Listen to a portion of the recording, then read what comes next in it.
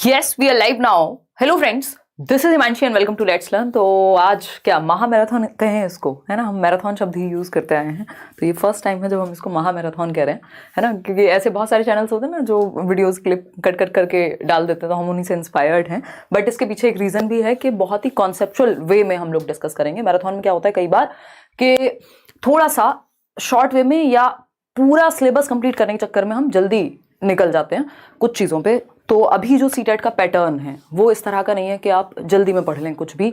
अगर आपने जल्दी में पढ़ा भी होगा, सिलेबस कंप्लीट भी किया होगा, नंबर फिर भी मुश्किल से आ पाएंगे। क्यों? क्योंकि चीज़ें बहुत ज़्यादा कॉन्सेप्चुअल बनाई है इन्होंने। जो स्टेटमेंट वाले क्वेश्चंस हैं, जो 4 ऑप्शंस वाले क्वेश्चंस हैं कि उसमें आपकी पेयरिंग है कि 2 सही हैं 3 सही हैं, जितने भी मुश्किल या कॉन्सेप्चुअल क्वेश्चंस, लैंग्वेज को थोड़ा घुमाया है। ऑफलाइन पेपर में और ऑनलाइन में बस इतना ही अंतर है कि लैंग्वेज को थोड़ा सा घुमा करके पूछा जाता है। तो उस केस में अगर आपके कॉन्सेप्ट्स बेहतर नहीं होंगे, आपने पढ़ा कितनी बार है ये ज़्यादा मैटर करेगा कि आपने कितना पढ़ा है, उससे ज़्यादा। तो कोशिश रहेगी कि हम काम की चीज़ें कर पाएं और उनको कॉन्सेप्चुअल वे में पेपर में किस तरह से चेंज होकर के पूछी गई हैं। एक और इसका रीज़न है, ये सेशन में बाद में लेने वाली थी, उसका एक रीज़न ये भी है कि अभी वेस्ट बंगाल टेट भी है, तो उन लोगों को भी बहुत ज़्यादा हेल्प मिल जाएगी। और इसके अलावा जो लोग केंद्रीय विद्यालय की तैयारी कर रहे हैं, वैसे तो देश भर में ऐसा कोई एग्जाम नहीं है कि आप ये सेशन ना देखें उसके लिए, क्योंकि आपको इतना तो एटलीस्ट पढ़ना ही होता है, उसके ऊपर है फिर जो भी है। ठीक, तो अगर आप इतना एक बेस बना लेते हैं, एक अच्छे से बेस भी ऐसा है वो कि आपको अगर 100 नंबर का कहीं पेपर आ रहा है तो 40-50 नंबर आप इस बेस से ले आएंगे। अगर सीटेट की बात कर रहे हैं तो इसके बाहर पेपर बहुत ही मुश्किल होता है जाना, पॉसिबिलिटी ना के बराबर ही है। ये सेशंस जो हैं, आज का जो सेशन रहेगा, मैंने सोचा है कि आप 8-8 घंटे की मैराथन, 3-3 घंटे की मैराथन, तो ये महा मैराथन टाइम के हिसाब से नहीं है, ये कॉन्सेप्ट्स के हिसाब से है। इसको 3 दिन में मैंने डिवाइड किया सिलेबस को, क्योंकि एनईपी वगैरह आने के बाद थोड़ा सा सिलेबस भी लेंथी हुआ है, मेटाकॉग्निशन और भी कुछ चीज़ें नहीं पूछी गई। तो मैंने सोचा है कि 3 दिन में पढ़ेंगे इसको। सीडीपी कंप्लीट जो है उसको 3 दिन में पढ़ेंगे, और वो सिर्फ 30 नंबर की नहीं रहेगी। अगर आपको सीडीपी में 30 नंबर लाने तो 20 तो आज ही आ जाएंगे। आज वाला जो सेशन है वो 20 मार्क्स एटलीस्ट कवर करेगा, है ना। लेकिन उसके अलावा जो पेडागोजी है अदर सब्जेक्ट की, वहां भी वो चीजें आपको हेल्प करें। ईवीएस में भी पेडागोजी से क्वेश्चन पूछे जाते हैं, मैथ्स में भी पूछे जाते हैं, हिंदी में भी पूछे जाएंगे, इंग्लिश में भी पूछे जाएंगे। तो इस तरह से हम पढ़ें कि एक इंक्लूसिव हो जाए, वो जो हमारी स्टडी है, जो हम पढ़ रहे हैं, वो एक कंप्लीट वे में हमें समझ में आ जाए, हमारी समझ बढ़िया हो जाए। फिर उसके बाद तो आप कितने भी क्वेश्चन प्रैक्टिस कीजिए, क्या ही दिक्कत है। तो एक तो पेन पेपर आप लेकर के बैठे ना बैठें, दिमाग अपना साथ लेकर के बैठें, पूरी एनर्जी के साथ बैठें, और शेयर कर दीजिएगा उन लोगों तक जो भी पढ़ाई कर रहे हैं, स्पेशली जिनके पास संसाधनों की कमी हो। मतलब फ़ोन तो हो, लेकिन दूर दराज किसी इलाके में आपका कोई भी दोस्त है आसपास, जितने भी लोग हैं, कि एक बार ये सेशन शांति से बैठ के समझना है, चाहे जितनी भी देर का हो। मुझे नहीं पता कितना टाइम लगेगा इसमें, बट मेरी कोशिश रहेगी लेस देन 3 आवर्स रखें, क्योंकि उसके ऊपर फिर आपकी अटेंशन बचती नहीं है। मैं अगर यहाँ 10 घंटे, क्योंकि मैंने ये इतनी बार पिछले 6 सालों में डिस्कशन किए हैं, रोज़ क्लासेस होती हैं, तो टीचर्स तो बहुत आसानी से पढ़ा सकते हैं 8 घंटे भी, बट उसका पॉइंट नहीं है अगर वो दिमाग में रुक ही ना पाए। और जल्दी है नहीं, क्योंकि अब एग्जाम में समय है। ठीक, और एग्जाम टाइम पे ऑफलाइन क्लास होगी, उसमें मैं 1 शॉट में करा दूंगी एक बार, लेकिन उससे पहले ये समझना जरूरी है। स्टार्ट करते हैं। जो लोग केवीएस की अगेन तैयारी कर रहे हैं वो भी जरूर देखिएगा सेशन को, क्योंकि अगेन ये टॉपिक्स थोड़ा ना चेंज हो जाएंगे। आज हम डेवलपमेंट पढ़ेंगे, इंटेलिजेंस पढ़ेंगे, और भी कई सारे टॉपिक्स हैं जो हम आज पढ़ने वाले हैं। फिर कल भी सेशन होगा, परसों भी सेशन होगा। तो नेक्स्ट ऐसे ही बाकी सब्जेक्ट्स में एक सेशन में काम चल जाएगा, सीडीपी में नहीं चलेगा, क्योंकि यहाँ आप शॉर्टकट से चलेंगे तो फिर लड़खड़ा जाएंगे। अदरवाइज तो कितनी किताबें, कितने टीचर्स, क्या क्या आपने पढ़ा नहीं होगा। मैं मान के चल रही हूँ सब पढ़ लिया होगा आपने। फिर भी एक बार सेशन अच्छे से बैठ करके दिमाग में जाने दीजिए चीज़ें। एक और चीज़, इसके साथ साथ आप कोई फ्री पीडीएफ है नोट्स की, इसको एक बार जिनके पास है वो निकाल के रख लीजिएगा। साथ में जो भी एक्स्ट्रा चीज़ें मैं बताते हुए चलूँ वो आप नोट डाउन करते रहिएगा। और जिनके पास नहीं है वो टेलीग्राम से जाकर के, ये बिल्कुल फ्री पीडीएफ है 47 पेजेस की। इसके अलावा हिंदी इंग्लिश की 20-20, 25-25 पेजेस में सारा कुछ बताया हुआ है। तो एक बार इसको डाउनलोड करके पढ़िएगा। इसमें आपका कुछ नहीं जा रहा, कोई फर्क नहीं पड़ता आपने किस कोर्स से पढ़ा, किस टीचर से पढ़ा, किस किताब से पढ़ा, आप कहाँ रहते हैं, ये एकदम फ्री है। इसको प्रिंट आउट निकालो और बैठ के पढ़ लो, 30 में से 30 आराम से आएंगे। ठीक है, तो स्टार्ट करें आज की कहानी। आप लोग एकदम तैयार हैं, मुझे ऐसा लग रहा है, मैं ऐसा मान करके चलूँ, है ना। चलिए स्टार्ट करते हैं। और केवीएस के बैच को लेकर के, क्योंकि अब फाइनल सिलेबस वगैरह आपके पास आ चुका है, तो ये केवीएस का एक बैच है जो करियरविल ऐप पर आया है। जो पीआरटी की फीस है वो है 1500 अभी अगले 15 तारीख तक, उसके बाद वो 2000 हो जाएगी। और जो आपका टीजीटी की फी है, टीजीटी छोड़ दीजिए, जो जनरल पेपर है पीआरटी टीजीटी पीजीटी के लिए, वो है 1500 की फी। उस पर भी 500, मतलब दोनों पे ऑफ है। तो ये कहानी है जिनको बैच के बारे में जानना था। और ये बैच शुरू होगा 12 दिसंबर से। आज से इसके रजिस्ट्रेशन स्टार्ट हो गए 3 दिसंबर से। और एक पेडागोजी को लेकर के भी डिमांड है। कल से कई सारे मेल आए हैं कि जिनको सिर्फ पेडागोजी पढ़नी है केवीएस की, वो लोग क्या करेंगे, वो कल से एक बैच पेडागोजी के लिए रजिस्ट्रेशन स्टार्ट होंगे। तो जिनको सिर्फ पेडागोजी पढ़नी है, क्योंकि 60 नंबर की पेडागोजी पीआरटी में है, 40 नंबर की पेडागोजी टीजीटी और पीजीटी में है, और सब कुछ ही आपको पढ़ना है लगभग, तो उस बैच में वो लोग एनरोल कर सकते हैं। आज के लिए हम इतना ही रखेंगे इस बात पे। ये एक छोटी सी इन्फॉर्मेशन थी, जो लोग तैयारी कर रहे हो केवीएस की उन तक आप पहुंचा दीजिएगा, या आप में से ही बहुत सारे लोग होंगे जो तैयारी कर रहे होंगे। चलिए स्टार्ट करते हैं आज की कहानी। बहुत बढ़िया, मैं इसलिए भी शुरुआत में बातें कर रही हूँ कि आप लोग आ जाओ, ज्वाइन कर लो शांति से, फिर हम आगे बढ़ेंगे। लाइक शेयर सब्सक्राइब आप बिना कहे कर देते हैं, बट फिर भी रिमाइंड कराना अच्छी बात है। टेलीग्राम पर सारी पीडीएफ्स और जितने भी, प्लीज़ इस बैच के लिए, नोट्स के लिए किसी को भी कहीं भी गलत जगह पे मत कर दीजिएगा। बहुत सारे पेजेस, बहुत सारे चैनल्स, बहुत सारे ऐसे सोर्सेज बने हुए हैं जो अपने फ़ायदे के लिए कॉपीड चीज़ें बेच देते हैं, फिर वो चलते नहीं है कोर्सेज वगैरह, तो उनसे बचिएगा प्लीज़, है ना। या तो करियर विल ऐप पर मिलेंगे अगर कोर्स हैं तो, अदरवाइज तो लेट्स लर्न पे और टेलीग्राम पे फ्री मिलती हैं चीज़ें आपको। ये फ्री नोट्स आप ले लेंगे। बाल विकास एवं शिक्षण शास्त्र, यानी हम इसमें चाइल्ड डेवलपमेंट कवर करेंगे इन सेशंस में, आज जो सेशन है, और पेडागोजी कैसे काम करती है उसको डिस्कस करेंगे। सबसे पहले ग्रोथ एंड डेवलपमेंट, इसको पढ़ना, ये पिछले 5वां साल है जब मैं मैराथन सेशन ले रही हूँ। 5 साल से मैराथन सेशन चलते हैं एग्जाम टाइम पे, तो ये जरूरी है कि ग्रोथ एंड डेवलपमेंट को हम पढ़ें, क्योंकि मैंने टॉपिक्स को डिजाइन भी वैसे ही किया है कि एकदम जिससे आप सिंपल टू कॉम्प्लेक्स जाएं, आप रिलेट कर पाए, वो बेस बन पाए। अगर आपको ग्रोथ एंड डेवलपमेंट नहीं पता, आप इंटेलिजेंस मत पढ़िए, उससे पहले ग्रोथ एंड डेवलपमेंट पढ़ लीजिए। उससे पहले आपको अगर कोई और टॉपिक पढ़ना है तो ग्रोथ एंड डेवलपमेंट इज कि आप समझ पा रहे हैं कि कहानी चल क्या रही है। जो एक बिल्कुल नया व्यक्ति है जिसने आज से पहले कोई पढ़ाई नहीं की, वो भी ये सेशंस देखे तो एकदम समझ में आएगा, ठीक। और दूसरी बात, बहुत ज्यादा स्कोरिंग है, कम से कम 5 नंबर सीडीपी के पार्ट में ग्रोथ एंड डेवलपमेंट से आते हैं, और इसी के आधार पर फिर आपका इंडिविजुअल डिफरेंसेस, चाइल्ड डेवलपमेंट, सारी चीजें बनी हुई है। तो स्टार्ट करें, आ गए हैं अब आप लोग। चलिए बहुत बढ़िया। अगर सेशन में कोई भी दिक्कत हो तो आप बता दीजिएगा, इंटरनेट की हमारे यहाँ थोड़ी सी समस्या चल रही है कुछ दिनों से।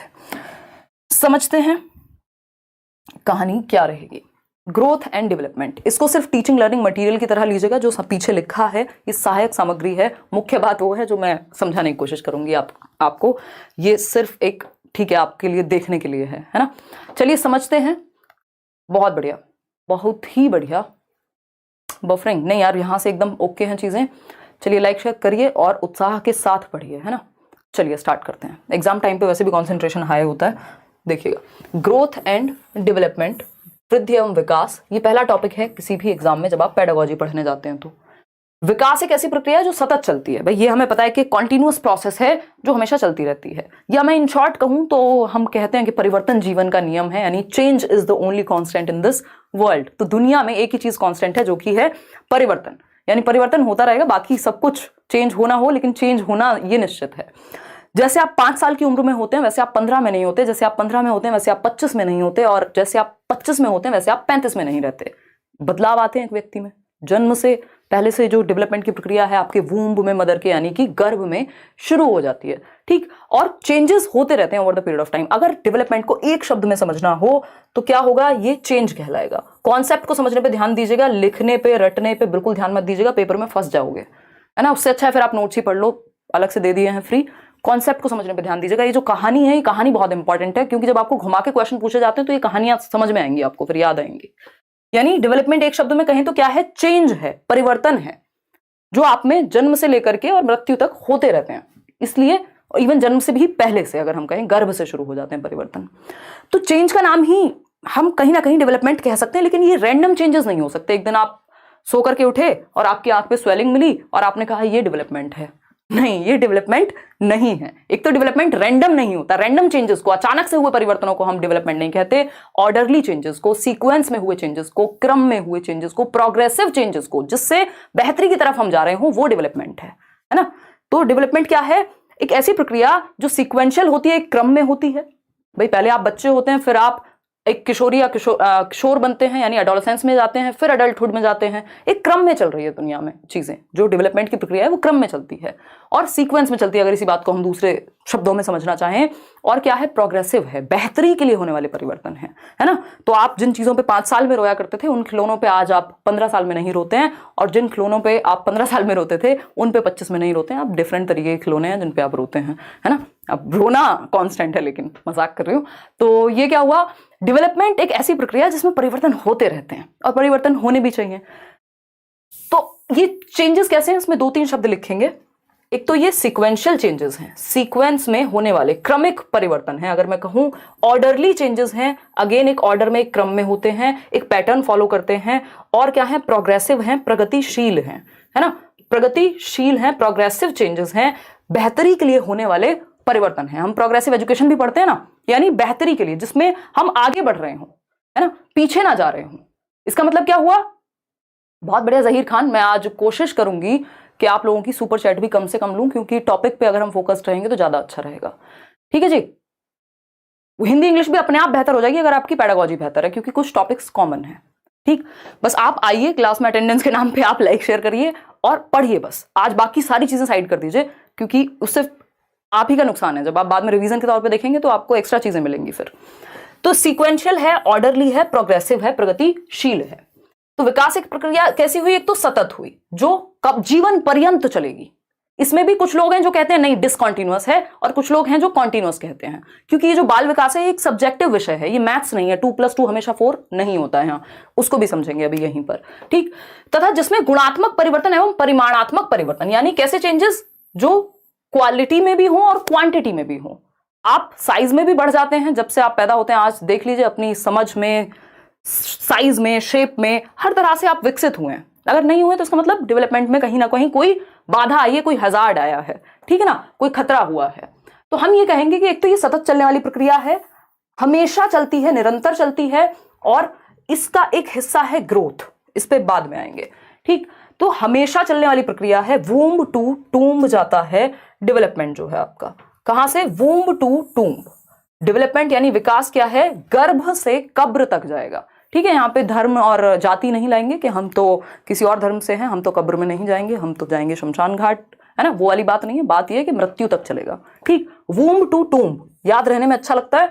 वूम्ब यानी मां के गर्भ से, जब से आपका कॉन्सेप्शन पीरियड जिसको हम कहते हैं, गर्भाधान के समय से ही विकास की प्रक्रिया शुरू हो जाती है। आपका ब्रेन डेवलप होगा, आप डेवलप होंगे, दिल की धड़कन डेवलप होगी, है ना, और 70 तरह के कार्यक्रम शुरू हो जाते हैं। आप पेट के अंदर से क्या क्या बोलते हैं उसको, कुछ तो बोलते ही होंगे, पुश कर रहे हैं, बेबी बम्प बोलते हैं, जो भी है। तो ये क्या हुआ, डेवलपमेंट की प्रक्रिया है। ठीक, वूम्ब टू टूम्ब चल रही है, रुकेगी नहीं कभी भी, गर्भ से कब्र तक चलेगी। कॉन्सेप्शन टू डेथ भी लिख सकते हैं इसको दूसरी भाषा में। कॉन्सेप्शन यानी गर्भ से मृत्यु तक, कॉन्सेप्शन टू डेथ। देखिएगा शब्द बदलेंगे, क्योंकि शब्दों का खेल है सीडीपी में, पेडागोजी में शब्दों का खेल है, तो शब्द बदलेंगे। इसको आप कॉन्सेप्शन पीरियड कह लीजिए, आप इसको गर्भाधान का समय कह लीजिए, आप इसको वूम्ब कह लीजिए। ठीक, लेकिन डेवलपमेंट चलेगा सतत रूप से। ठीक, अगर हम डेवलपमेंट की बात करें तो डेवलपमेंट में 2 तरह के चेंजेस होते हैं। एक होता है क्वांटिटी में चेंज, यानी आपकी हाइट, आपका वेट, आपका साइज, ये सब बढ़ गए। आप इतने से थे, मम्मी बोलती होंगी इतने से थे, और अभी इतने बड़े हो गए हैं, अब तो आपसे बड़ा कोई है नहीं। ठीक है, तो ये क्या हुआ, आपके साइज शेप में परिवर्तन है, स्ट्रक्चर में परिवर्तन है। इसके साथ साथ आपके अंदर फंक्शनल चेंजेस भी आते हैं, क्वालिटेटिव चेंजेस भी आते हैं, जिनको हम गुणात्मक परिवर्तन कह रहे हैं, कि आपकी समझ भी बेहतर होती है। जिन जोक्स पर आप 4 साल पहले हंसते थे, जिन रील्स को देख करके आज आप हंसते हैं, हो सकता है 2 साल बाद आप कहेंगे यार मैं कितना बेवकूफ था। क्या हुआ, बेहतर हुए हैं आप, डेवलपमेंट हुआ है, प्रोग्रेसिव चेंजेस आए हैं। ठीक है, तो हम ये कहेंगे कि गुणात्मक परिवर्तन, आपकी समझ, आपकी सोशल अंडरस्टैंडिंग, क्योंकि विकास के कई पक्ष हैं। तो आप शारीरिक रूप से भी बढ़ते हैं, सामाजिक रूप से भी बेहतर होते हैं, इमोशनली भी बेहतर होते हैं, हर एक पक्ष में, संज्ञानात्मक, आपके बौद्धिक पक्ष में भी आप बेहतर होते हैं। तो विकास के कई आयाम हो गए, विकास एक बड़ी प्रक्रिया हो गई, इतनी बात हमें समझ में आ रही है। ये कोई एक सिंगल शब्द नहीं है, जिस बात से हमने शुरुआत की थी, चेंज। चेंज में दुनिया भर के चेंजेस हैं, है ना, चाहे वो हमारे फिजिकल चेंजेस हो, जिसको हम स्ट्रक्चरल चेंजेस, संरचनात्मक परिवर्तन कहते हैं, चाहे वो हमारे फंक्शनल यानी प्रकार्यात्मक परिवर्तन हो। ठीक है, इसका एक हिस्सा है, डेवलपमेंट का एक हिस्सा है, क्योंकि हमने समझा डेवलपमेंट में क्या है, क्वांटिटी भी शामिल है और क्वालिटी भी शामिल है। ठीक, इसका ही एक हिस्सा है जिसको हम वृद्धि कहते हैं, ग्रोथ कहते हैं, ये विकास का हिस्सा है। ये सिर्फ परिपक्वता तक चलती है। परिपक्वता कब है, जब तक आपका प्रॉपर बॉडी और माइंड आपका फुल डेवलप होगा। अडल्टहुड से पहले पहले निपट जाएगी, जो ग्रोथ है वो रुक जाएगी, है ना, मेच्योरिटी तक चलेगी, परिपक्वता तक चलेगी। मेच्योरिटी क्या है, इस पे भी अभी आएंगे। ठीक, तो हम ये कहेंगे कि ग्रोथ एक हिस्सा है। ग्रोथ क्या हुई, छोटी हो गई, डेवलपमेंट बड़ा हो गया। ये देख रहे हैं ना आप, ये निशान बचपन में हम पढ़ते थे गणित में, कि डेवलपमेंट क्या है, development is greater than growth, या डेवलपमेंट अपने अंदर ग्रोथ को शामिल करके रखता है। जो भी सब कुछ ग्रोथ में आएगा वो डेवलपमेंट का हिस्सा अपने आप है। ठीक, तो डेवलपमेंट मोर इंक्लूसिव हुआ, ज्यादा समावेशी हुआ, ज्यादा ब्रॉड यानी व्यापक हुआ, ज्यादा व्यापक हुआ, हम ये कह सकते हैं डेवलपमेंट के विषय में। ठीक है, इतनी बात, कोई दिक्कत नहीं है इस बात को समझने में। अब जब हम वृद्धि की बात कर रहे हैं, ग्रोथ की बात कर रहे हैं, तो ग्रोथ में वो परिवर्तन है जो हमारे स्ट्रक्चर में, हमारे संरचना में, हमारी बनावट में परिवर्तन है। जैसे हमारी हाइट बढ़ गई, हमारा वेट बढ़ गया, हमारी शेप और साइज कभी मोटे हो गए, कभी पतले हो गए, कभी कुछ हुआ, नेल्स बढ़ गए, ये सब क्या है, ग्रोथ का हिस्सा है कि आपके अंदर ग्रोथ आ रही है, साइज, शेप, क्वांटिटी में आप परिवर्तन आपके अंदर आ रहा है, परिमाणात्मक परिवर्तन या मात्रात्मक परिवर्तन आपके अंदर आ रहे हैं, ये है ग्रोथ। इसका रुकना जरूरी भी है मैच्योरिटी आने के बाद, क्योंकि सोचिए, इमेजिन कीजिए अगर आपकी हाइट हमेशा बढ़ती रहती है ना, तो कहां तक आप पहुंचते। फिर हम सभी कहीं खड़े नहीं हो पाते, किसी का कोई घर नहीं होता, बस हाइट बढ़ रही है, हाथ बढ़ रहे हैं, और जो आप मूवीज में देखते हैं ऐसे वो लंबे से हाथ कहीं भी, या भूत के जो हाथ होते हैं ना, वैसी वाली स्थिति हो जाती। तो ग्रोथ एक टाइम के बाद रुकना आवश्यक भी है, हम ये कह सकते हैं। तो मैच्योरिटी के आसपास जाकर के ग्रोथ आपकी स्टॉप हो जाती है, रुक जाती है। मैच्योरिटी क्या है? मैच्योरिटी एक ऐसा पक्ष है जिसको हम परिपक्वता कहते हैं, जो हाईली रिलेटेड टू हेरिडिटी होता है, यानी कि आनुवांशिकता से संबंधित होता है। हमारे जो जेनेटिक कोडिंग है, जो हमारे जीन्स हैं, उनमें कोडिंग है कि भैया आप मान लीजिए बच्चा पैदा तो हुआ है हाथ पैर के साथ ही, लेकिन क्या आप उसको साइकिल चलाना सिखा देंगे जब वो पैदा हुआ है अगले 2 महीने में? नहीं, क्योंकि वो मैच्योर नहीं है। वो हेरिडिटी से जो क्षमताएं अनफोल्ड होती हैं, जो कैरेक्टरिस्टिक्स, जो विशेषताएं समय के साथ अनफोल्ड होंगी, टाइम के साथ अनफोल्ड होने वाले कैरेक्टरिस्टिक्स मैच्योरिटी के अंदर आते हैं ड्यू टू हेरिडिटी।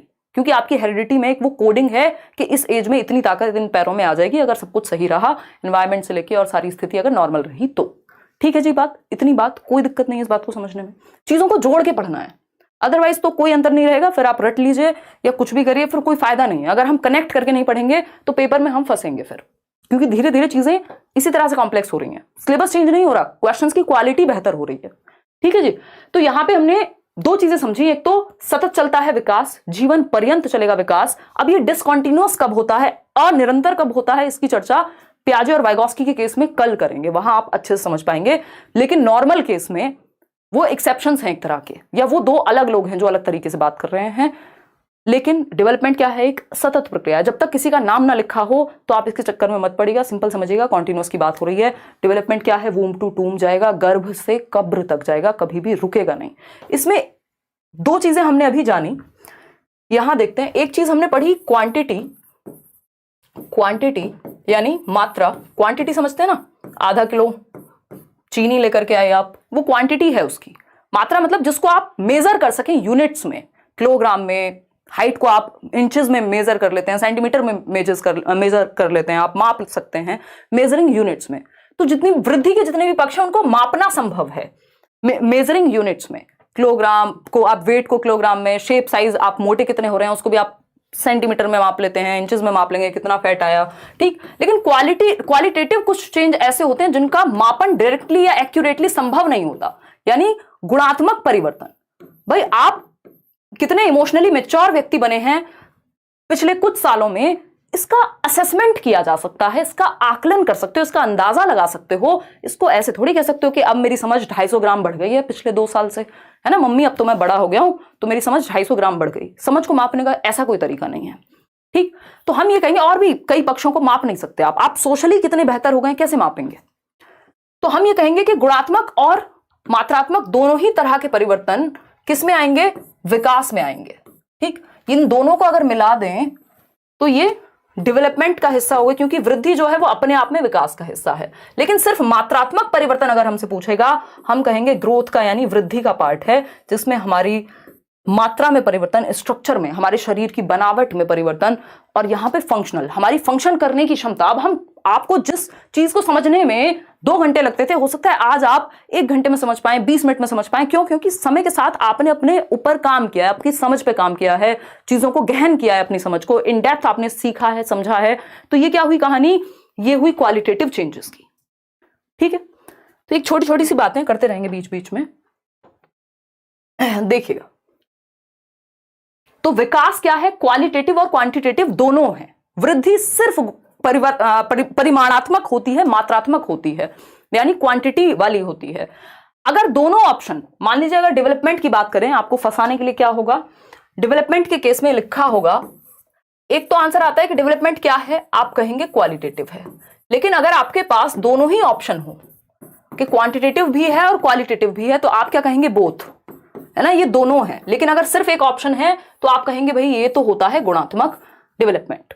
वहीं वृद्धि की जब भी बात आएगी तो ये सिर्फ और सिर्फ क्वांटिटेटिव होगी, मात्रात्मक होगी, स्ट्रक्चरल होगी, परिमाणात्मक होगी, जिसका परिमाण, जिसका मापन संभव होगा किसी भी एक मेजरिंग यूनिट से। जिस चीज को आप माप नहीं सकते वो वृद्धि थोड़ी हुई।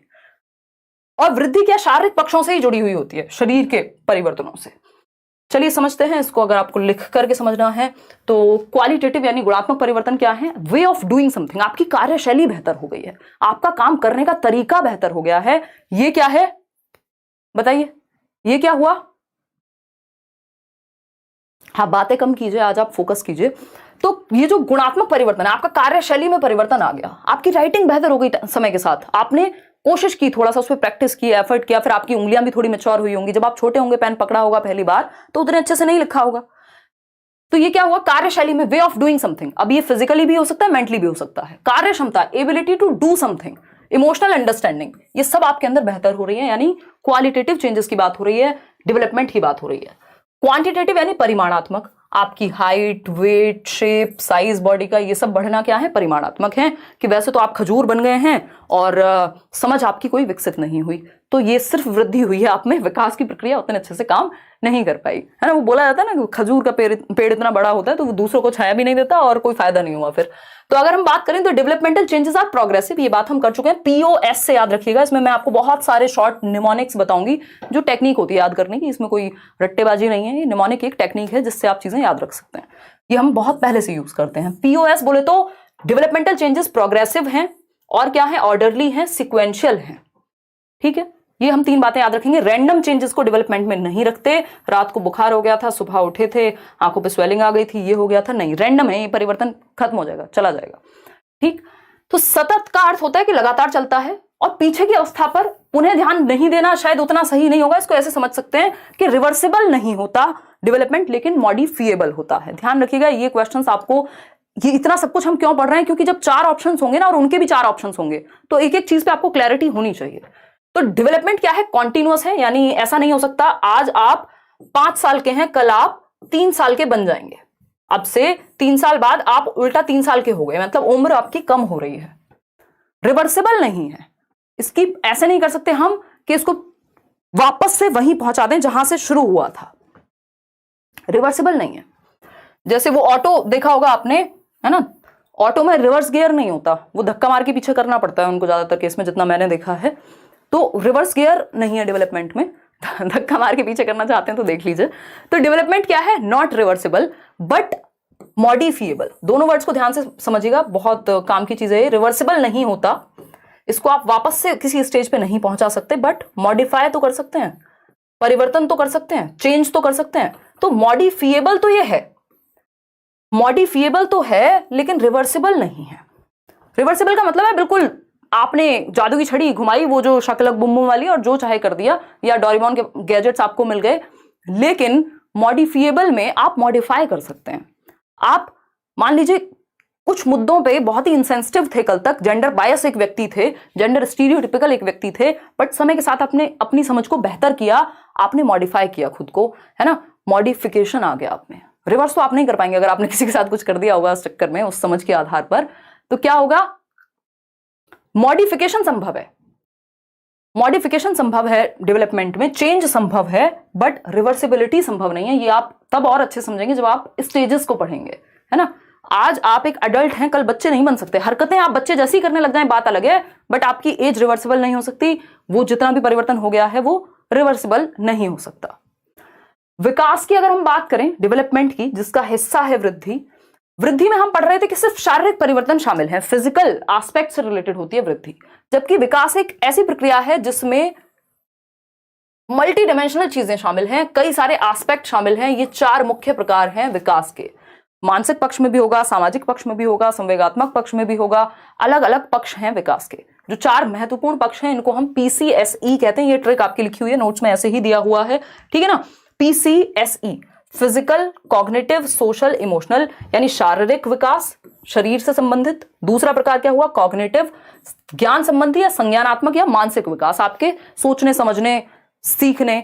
कॉग्निटिव डेवलपमेंट से भी डायरेक्ट क्वेश्चन आता है कि कॉग्निटिव डेवलपमेंट क्या है, तो आपको पता होना चाहिए कॉग्निटिव डेवलपमेंट हमारे मेंटल डेवलपमेंट से संबंधित है। हमारी थिंकिंग, रीजनिंग, प्रॉब्लम सॉल्विंग, जितने भी काम दिमाग से करते हो, memory, attention, perception, decision making, problem solving, जितनी भी चीजें दिमाग से होंगी वो सब कॉग्निशन यानी संज्ञान का हिस्सा है, जिसके द्वारा हम दुनिया की समझ बनाते हैं।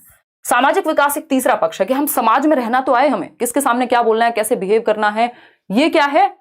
ये है हमारा सामाजिक विकास। फिर आता है सामवेगिक विकास यानी इमोशनल डेवलपमेंट। भाई जैसे आप अपने दोस्तों के सामने होते हैं वैसे घर में नहीं होंगे ना पिताजी के सामने। पिताजी को यार कहिए, पिताजी कहेंगे पैसे बर्बाद कर दिए, इतना पढ़ा लिखा के कोई फायदा तो है नहीं, ये तो हमें ही यार बोल रहे हैं।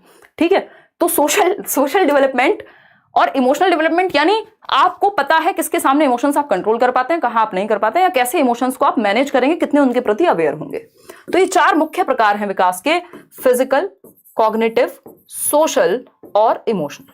ठीक, यानी आप शारीरिक पक्ष में भी बेहतर हो रहे हैं, आप संज्ञानात्मक अपनी समझ के साथ भी आपका विकास हो रहा है, सामाजिक रूप से भी आप विकसित हो रहे हैं, और इमोशनली यानी आप इमोशंस, देखिए ना, कई बार आपको लगता होगा जिन चीजों पे आप पहले रो देते होंगे आसानी से, आज रो नहीं पाते होंगे। इसका मतलब ये नहीं कि आप दुखी बहुत होते हैं और रो नहीं पाते हैं, वो अलग अपने आप में प्रॉब्लम हो गई, बट इसका सिंपल मतलब ये है कि आप इमोशनल डेवलपमेंट आपका बेहतर हुआ। जब आप पहली बार स्कूल जा रहे थे तो रो के जा रहे थे, समय के साथ मजे आने लग गए आपको स्कूल जाने में, तो इमोशनली आप ज्यादा मैच्योर हो गए या आपका डेवलपमेंट हुआ, हम ये कह सकते हैं। ठीक है बात।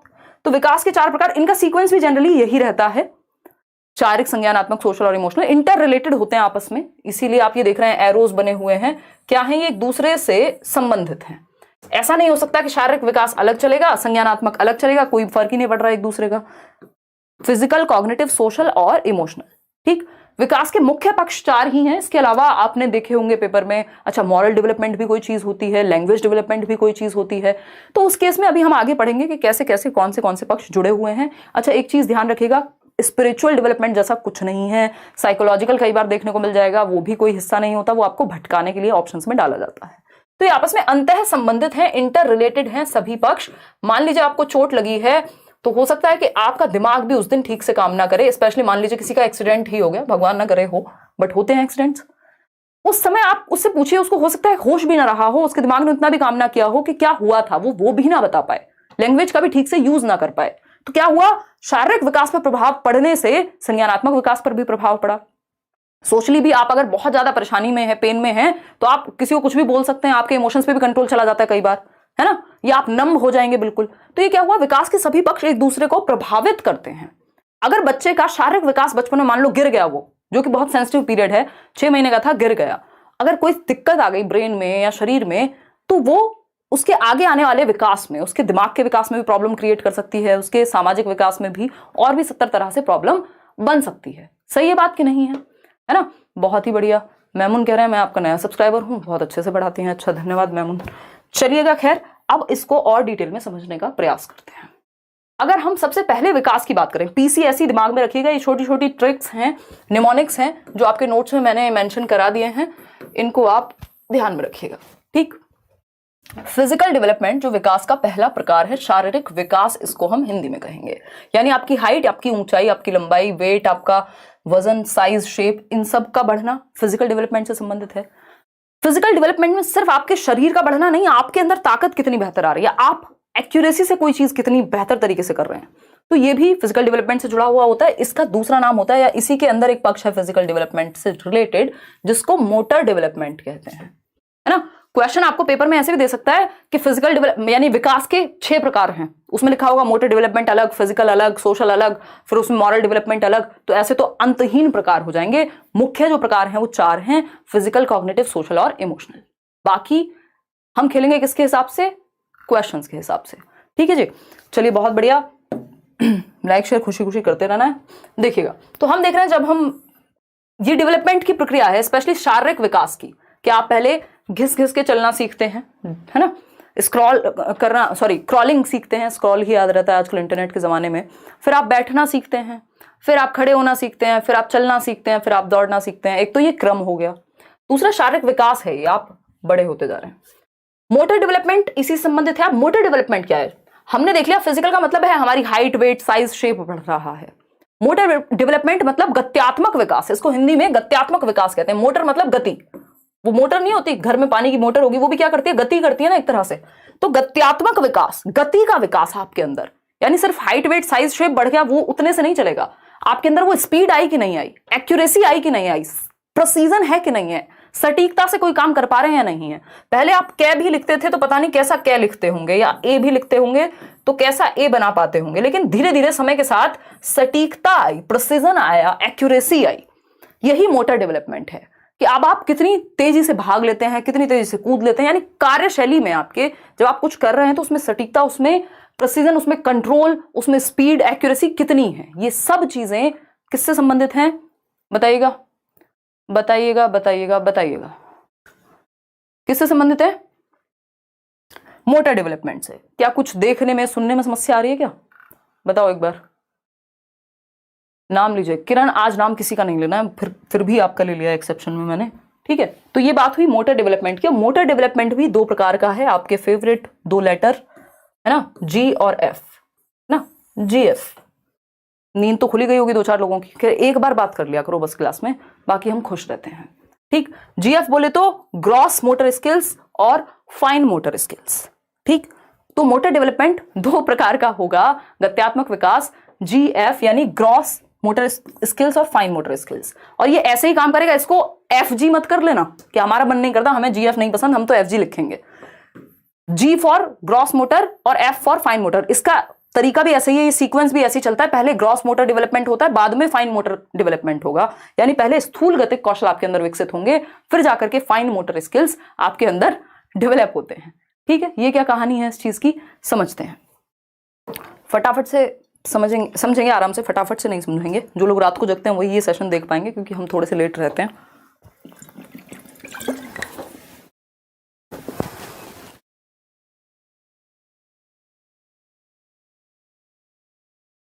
देखिएगा, बहुत ही बढ़िया।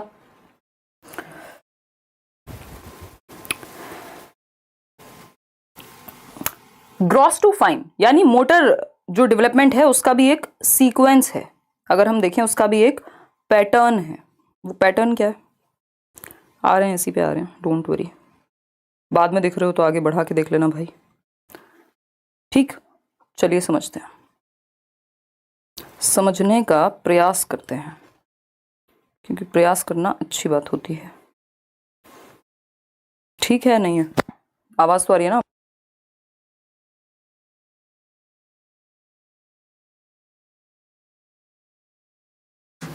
देखिए, अगर हम बात करते हैं किस चीज की, ग्रॉस और फाइन मोटर स्किल्स की। आज मैं कमेंट्स अवॉइड कर रही हूं, पहले इस पे फोकस करेंगे। तो मोटर डेवलपमेंट में दो प्रकार के डेवलपमेंट होते हैं, वो होते हैं ग्रॉस मोटर डेवलपमेंट या ग्रॉस मोटर स्किल्स और फाइन मोटर स्किल्स। ग्रॉस का मतलब होता है स्थूल और फाइन का मोटर है सूक्ष्म, ठीक। ये दोनों क्या है, स्थूल गतिक कौशल। विकास कैसे चलेगा आपका, ग्रॉस से फाइन की तरफ जाएगा, है ना, जिसको सिंपल टू कॉम्प्लेक्स कह सकते हो, जनरल टू स्पेसिफिक भी कह सकते हो, कि बच्चा पहले जनरल एक्टिविटीज करता है, सामान्य गतिविधि करेगा, बाद में स्पेसिफिक, यानी स्पेसिफिक को हम कहेंगे विशिष्ट गतिविधियां करेगा। रोएगा भी बच्चा तो पूरी बॉडी से रोएगा बचपन में, जब वो छोटा होगा धीरे धीरे उसको पता है यार आंसू पोंछ के काम चल जाता है, ठीक। तो ग्रॉस मोटर स्किल्स क्या है, ग्रॉस मोटर स्किल्स हैं आपकी जिनमें बड़ी मांसपेशियों का प्रयोग हो, जैसे आपकी आर्म्स की मसल है, आपकी बाहों की, भुजाओं की, है ना, हाथ ऊपर नीचे कर रहे हैं, पीटी कर रहे हैं स्कूल में, ये क्या है, ग्रॉस मोटर स्किल्स का उदाहरण है, ठीक है। आप वॉक कर रहे हैं, मॉर्निंग वॉक ऐसे ऐसे करके, ठीक। लेग्स की मसल्स, आर्म्स और लेग्स की, यानी जो आपके शरीर की बड़ी मसल्स हैं, बड़ी मांसपेशियां हैं, उनका प्रयोग कहां होगा, उनका प्रयोग होगा ग्रॉस मोटर स्किल्स में आएगा, यानी बड़ी मांसपेशियां। स्थूल का मतलब ये भारी, बड़ा, ठीक है जी।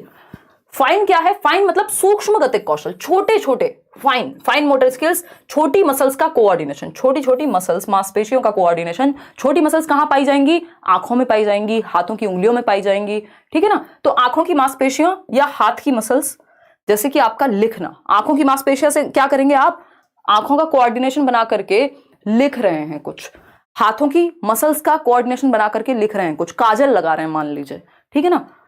ग्रॉस टू फाइन चलता है जो डेवलपमेंट है, वो सिंपल टू कॉम्प्लेक्स या जनरल टू स्पेसिफिक भी आप इसको लिख सकते हैं, पेपर में पूछा हुआ है उस तरह से भी। यहाँ पे अगर आप देखेंगे ग्रॉस मोटर में आपका जो उदाहरण है वो आ जाएगा दौड़ना भागना, फाइन मोटर में लिखना, ड्राइंग करना, पेंटिंग करना, ये सब आ जाएगा। ये आप यहाँ चित्र में देख सकते हैं। वैसे हमने कोशिश की आज के सेशन को बिल्कुल ब्लैक एंड व्हाइट रखें, ठीक है जी। बहुत ही बढ़िया, बहुत ही बढ़िया। कोई कह रहा है गेंद फेंकना किस में आएगा? डिपेंड करता है कि हम फोकस किस चीज पे कर रहे हैं। अगर सिर्फ फिंगर्स का यूज करके जो उसका स्विंग है वो फाइन में आ सकता है, जनरली ग्रॉस में आएगा। अगर आप उसको एक उत्तर की तरफ जाएंगे तो जनरल जो उसका आंसर होगा वो आएगा ग्रॉस में। लेकिन जब आप स्विंग कर रहे हैं तो वहां आप फिंगर्स की मसल्स का यूज कर रहे हैं तो उसमें वो फाइन में चला जाएगा। तो डिपेंड करता है कि डायरेक्ट क्वेश्चन क्या है। डायरेक्ट अगर सिर्फ सिंपल इतना ही पूछा गेंद फेंकना तो आप ग्रॉस में डाल सकते हैं उसको।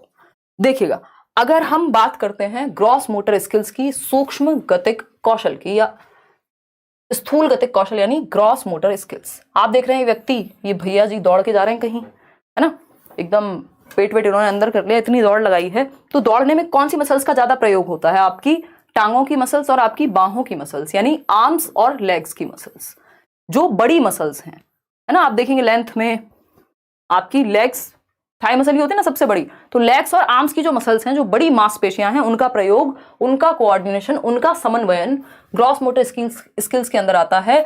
घुटनों के बल चलना, यानी आप जब बचपन में क्रॉल करना सीखते हैं, घिसट घिसट के चल रहे हैं, ठीक, तो ये क्रॉलिंग में क्या हो रहा है, आपकी आर्म्स और आपके लेग्स में यहाँ पे नहीं दिखा पाऊंगी, उछलना पड़ेगा, ठीक, तो वो यूज हो रही हैं।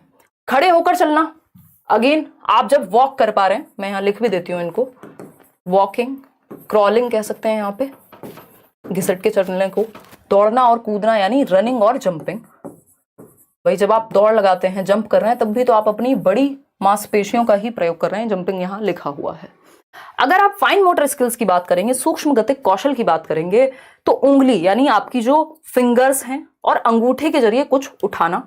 मान लीजिए आप क्या कर रहे हैं, उंगली और अंगूठे के जरिए कुछ उठा रहे हैं। पेपर में क्वेश्चन आया हुआ था कि एक बच्चा है जो पहले क्या करता है, अपने पूरे हाथ का प्रयोग करेगा किसी चीज को पकड़ने के लिए, बाद में वो पेन सिर्फ एक उंगली और एक अंगूठे से पकड़ के उठा लेता है। यानी simple to complex, general to specific हुआ है विकास। और अगर मैं इसको दिशा के सिद्धांत के बेसिस पे बात करूं तो ये प्रॉक्सिमो डिस्टल है, उस पर आएंगे अभी। तो ये क्या हुआ, आपका ग्रॉस टू फाइन जाता है, ये बात हमें पता है। पहले ग्रॉस मोटर स्किल्स डेवलप होती हैं। फाइन मोटर स्किल्स के लिए आपने देखा होगा बच्चों के लिए आजकल क्ले मिट्टी आती है, क्ले का प्रयोग किया जाता है। वो बच्चे शेप बना रहे हैं, उससे कोई घर बना रहा है, कोई टब बनाएगा छोटा सा, इतना सा दिखने वाला। क्ले का प्रयोग करके क्या होता है, हमारी फाइन मोटर स्किल्स डेवलप होती हैं। या डिफरेंट तरीके हैं फाइन मोटर स्किल्स को डेवलप कराने के। ग्रॉस मोटर में तो आप दौड़ना भागना बेसिक एक्टिविटीज करते हैं, तो उंगली और अंगूठे के जरिए कुछ उठाना किसका एग्जाम्पल हुआ, फाइन मोटर स्किल्स का। रेत में पैरों की उंगलियां घुमाना, ऐसे रेत में डाल के आप गोवा में बैठे हुए हैं बीच पे, ठीक। ड्राइंग अगर हम बात करें तो ड्रॉ कर रहे हैं, अगर आप कुछ ड्राइंग करेंगे तो बहुत ही सूक्ष्म समन्वय चाहिए, कोऑर्डिनेशन चाहिए आपकी फिंगर्स की मसल्स में, अदरवाइज थोड़ा सा भी इधर उधर बनाएंगे कुछ का कुछ बन जाएगा। पेंट कर रहे हैं आप, पेंटिंग बना रहे हैं किसी की, है ना, मोनालिसा मत बनाइएगा। फिर आएंगे राइटिंग पे, क्योंकि वो कोई और बना चुका होगा। राइटिंग यानी जब आप लिखते हैं तभी आप देखते हैं बच्चा चलना फिरना पहले शुरू कर देता है और बाद में वो पेन पकड़ना या लिखना सीखता है, ड्राइंग करना सीखता है। क्यों? क्योंकि ग्रॉस टू फाइन जाता है, स्थूल गतिक से सूक्ष्म गतिक कौशल की तरफ जाएगा विकास। काजल लगाना, ये आप सभी का बहुत ही फेवरेट उदाहरण है। और आप सभी का किस लिए कह रही हूँ, क्योंकि हमारे जो 60% लर्नर्स हैं वो फीमेल्स हैं, ठीक। तो ये जो काजल लगाना है, आई लाइनर लगाना है, ये क्या है, फाइन मोटर स्किल्स है।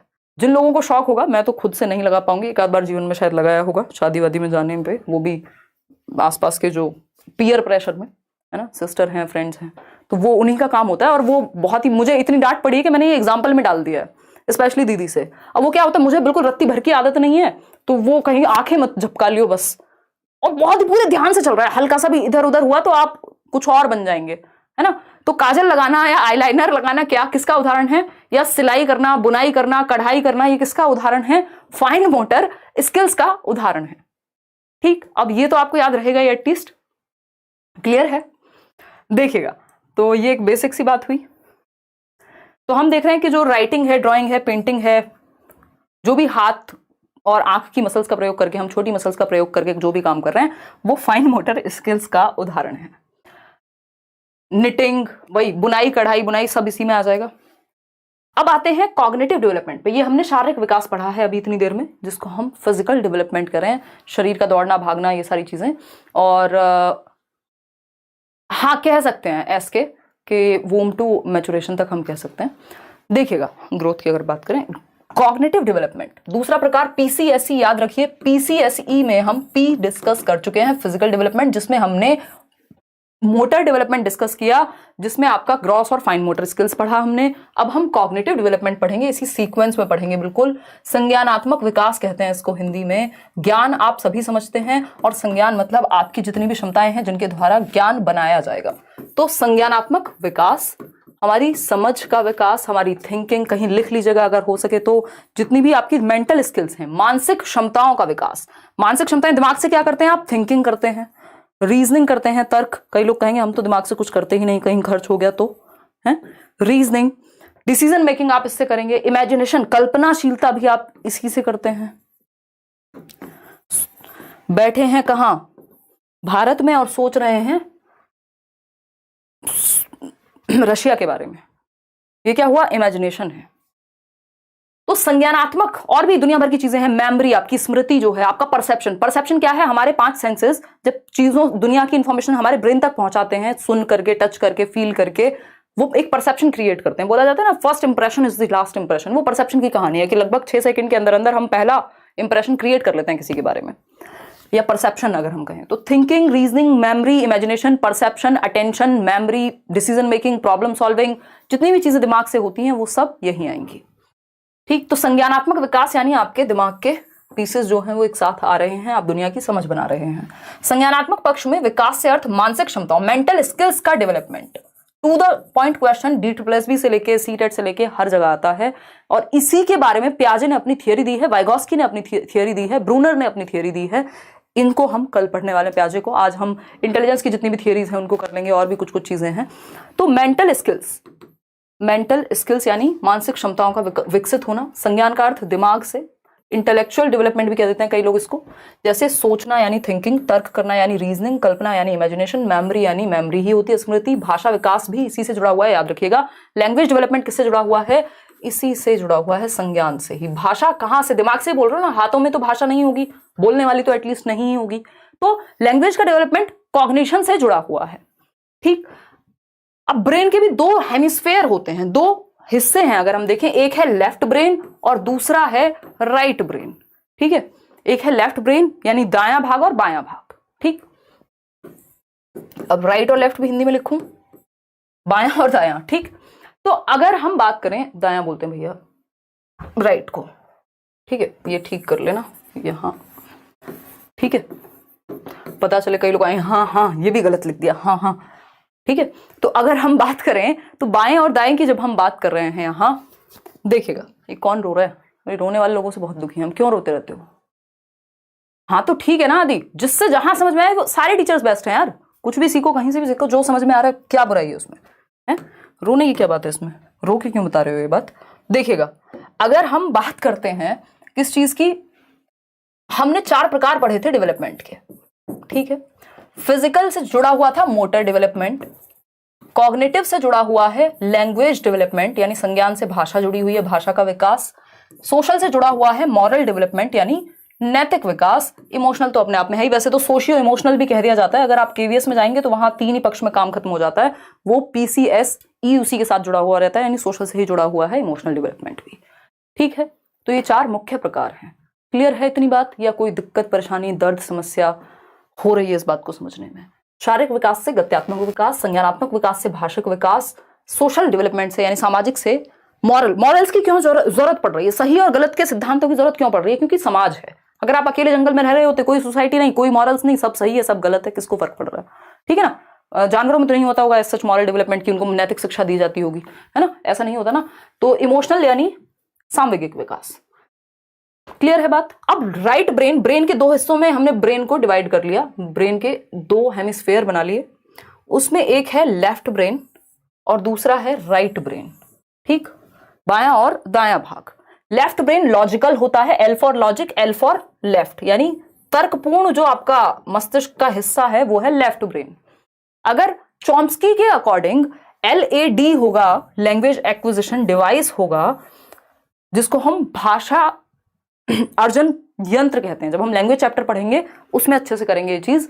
तो भाषा अर्जन यंत्र अगर कहीं होता होगा, हालांकि वो हाइपोथेटिकल है, तो वो लेफ्ट ब्रेन में ही पाया जाएगा। उसका रीजन क्या हुआ? क्योंकि लॉजिक जो है, भाषा जो है, साइंस, गणित, लैंग्वेज, ये सब आपके लेफ्ट ब्रेन में होता है। अपना लेफ्ट ब्रेन देख लीजिएगा, ठीक है कि नहीं, ठीक है ना। तो लेफ्ट ब्रेन लॉजिक से संबंधित है। जिनका गणित अच्छा है, जिनकी लैंग्वेज अच्छी है, जिनका साइंस पे पकड़ अच्छी है, जितने भी लॉजिक वाले विषय हैं, चाहे वो फिलॉसफी ही क्यों ना हो, वो सब लेफ्ट ब्रेन में आएंगे। राइट ब्रेन क्या है? क्रिएटिविटी यानी रचनात्मकता से जुड़ा हुआ है, जैसे कि ड्राइंग, पेंटिंग, म्यूजिक, डांस, जितनी भी क्रिएटिव एक्टिविटीज हैं। और जब बचपन में हमारी कोशिश तो ये रहनी चाहिए कि हम दोनों ही तरह के ब्रेन पे फोकस करें, बट राइट ब्रेन पे स्पेशली हम फोकस कर पाएं, यदि क्रिएटिविटी को भी और एनहेंस कर पाएं। कई स्कूल्स भी हैं जो एजुकेशन देते हैं, राइट ब्रेन क्लासेस दी जाती हैं वहां बचपन में ही, ताकि बच्चे की क्रिएटिविटी बेहतर हो। बाकी लॉजिक के लिए तो हम पढ़ते ही हैं। चलिए आगे बढ़ते हैं, सोशल डेवलपमेंट पे चलते हैं, सामाजिक विकास। अब मुझे एसी ऑन ही करना पड़ेगा, मैंने शर्ट इसलिए पहनी थी ताकि एसी ना चलाना पड़े, क्योंकि सर्दी का मौसम है और तबीयत खराब होने के चांसेस बढ़ जाते हैं। फिर देखिएगा, फटाफट से बताइएगा, सोशल डेवलपमेंट। आप सभी जैसे 32,000 लोग मान लीजिए यहाँ जुड़े हुए हैं, तो समाज बन गया ये अपने आप में एक छोटा सा। तो यहाँ के भी कुछ रूल होंगे, कुछ नियम, कायदे, कानून होंगे कि भैया चैट में ऐसे बिहेव करना एक ठीक बात होती है। अगर आप गलत बिहेव करेंगे, आपको 4 लोग खुद ही बोल देंगे, है ना। हाँ, बहुत बढ़िया अक्षय। तो अगर हम बात करें यहाँ पर किस चीज की, कि जो समाज जहां पे भी 4 लोग हैं वहां एक समाज है, और वहां एक क्लियर डिमार्केशन है, यानी प्रदर्शन है कि क्या चीजें करना वांछित होता है, डिजायरेबल होता है, कौन सी चीजें अवांछित होती हैं, या हम कहें अनडिजायरेबल हैं, रेस्ट्रिक्टेड हैं। तो समाज के अपने कुछ नियम, कायदे, कानून, तौर तरीके हैं, और कैसे आप समाज में रहना सीखते हैं, यही सामाजिक विकास है।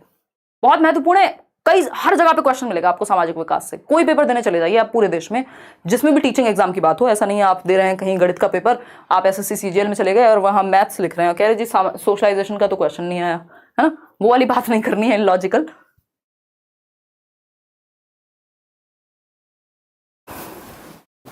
देखिएगा, अगर हम बात करें किस चीज की, सोशल डेवलपमेंट की, तो आप देख रहे हैं 4 बच्चे मिलकर खेल रहे हैं, 4 से ज्यादा ही हैं। यानी जब हम ग्रुप की बात कर रहे हैं, जब हम समाज की बात कर रहे हैं, जब हम घुलने मिलने की बात कर रहे हैं।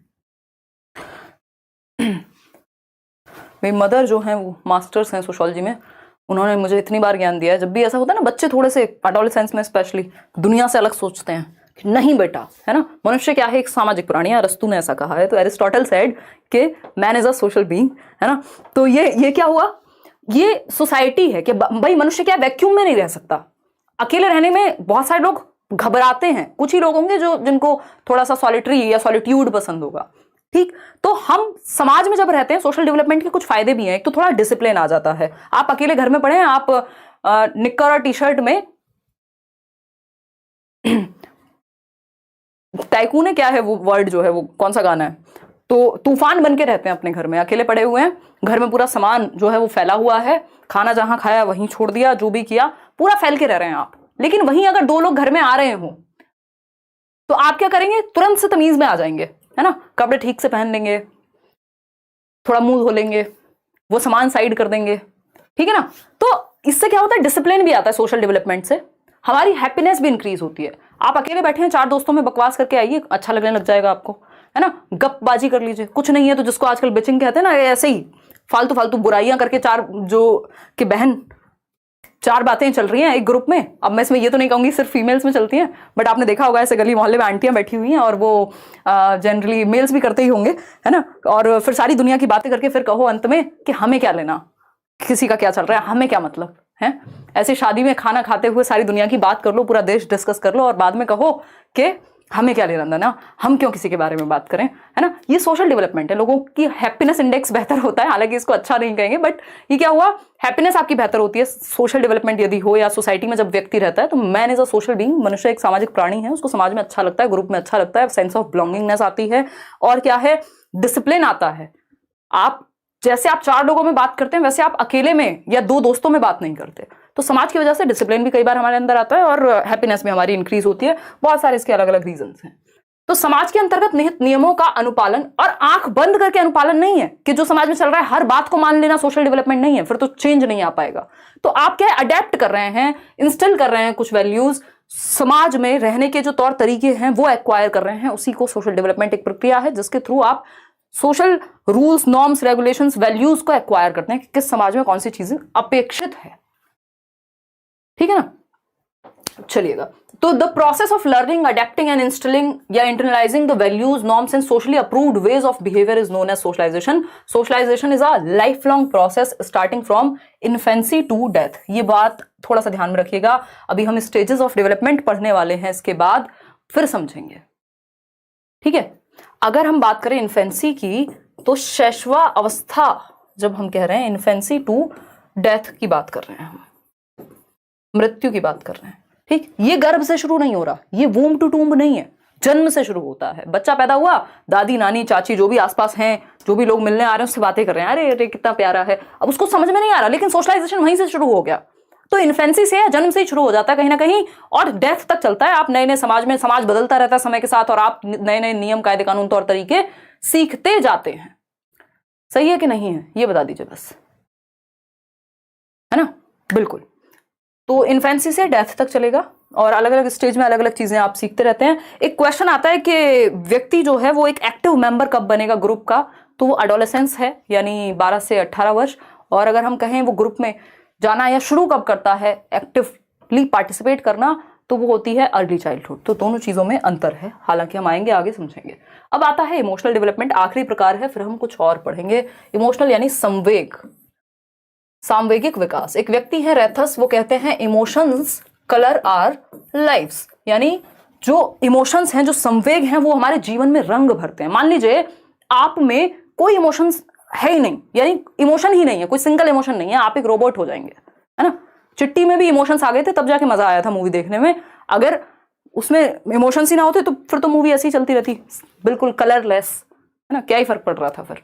लेकिन संवेग जो है वो रंग भरते हैं जीवन में. अब आप देख रहे हैं बच्चा पहले दिन रो रहा है, बाद में नहीं रोएगा. ठीक है, तो ये क्या है, इमोशनल डेवलपमेंट है. हमारे अंदर इमोशंस हैं और उनका डेवलपमेंट, उनको बेहतर करना. रेथस के अनुसार ये बात हम कर चुके हैं.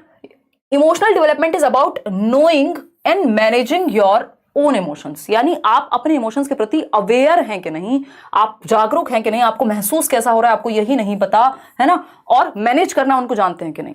हर जगह तो आप नहीं रो सकते ना, तो ये क्या हुआ, या रो भी सकते हो तो चलो, रोना कोई बुरी बात नहीं है, बट आप इमोशंस मैनेज करना सीख लेते हैं सिचुएशन में. यही इमोशनल डेवलपमेंट है, यही इमोशनल डेवलपमेंट है.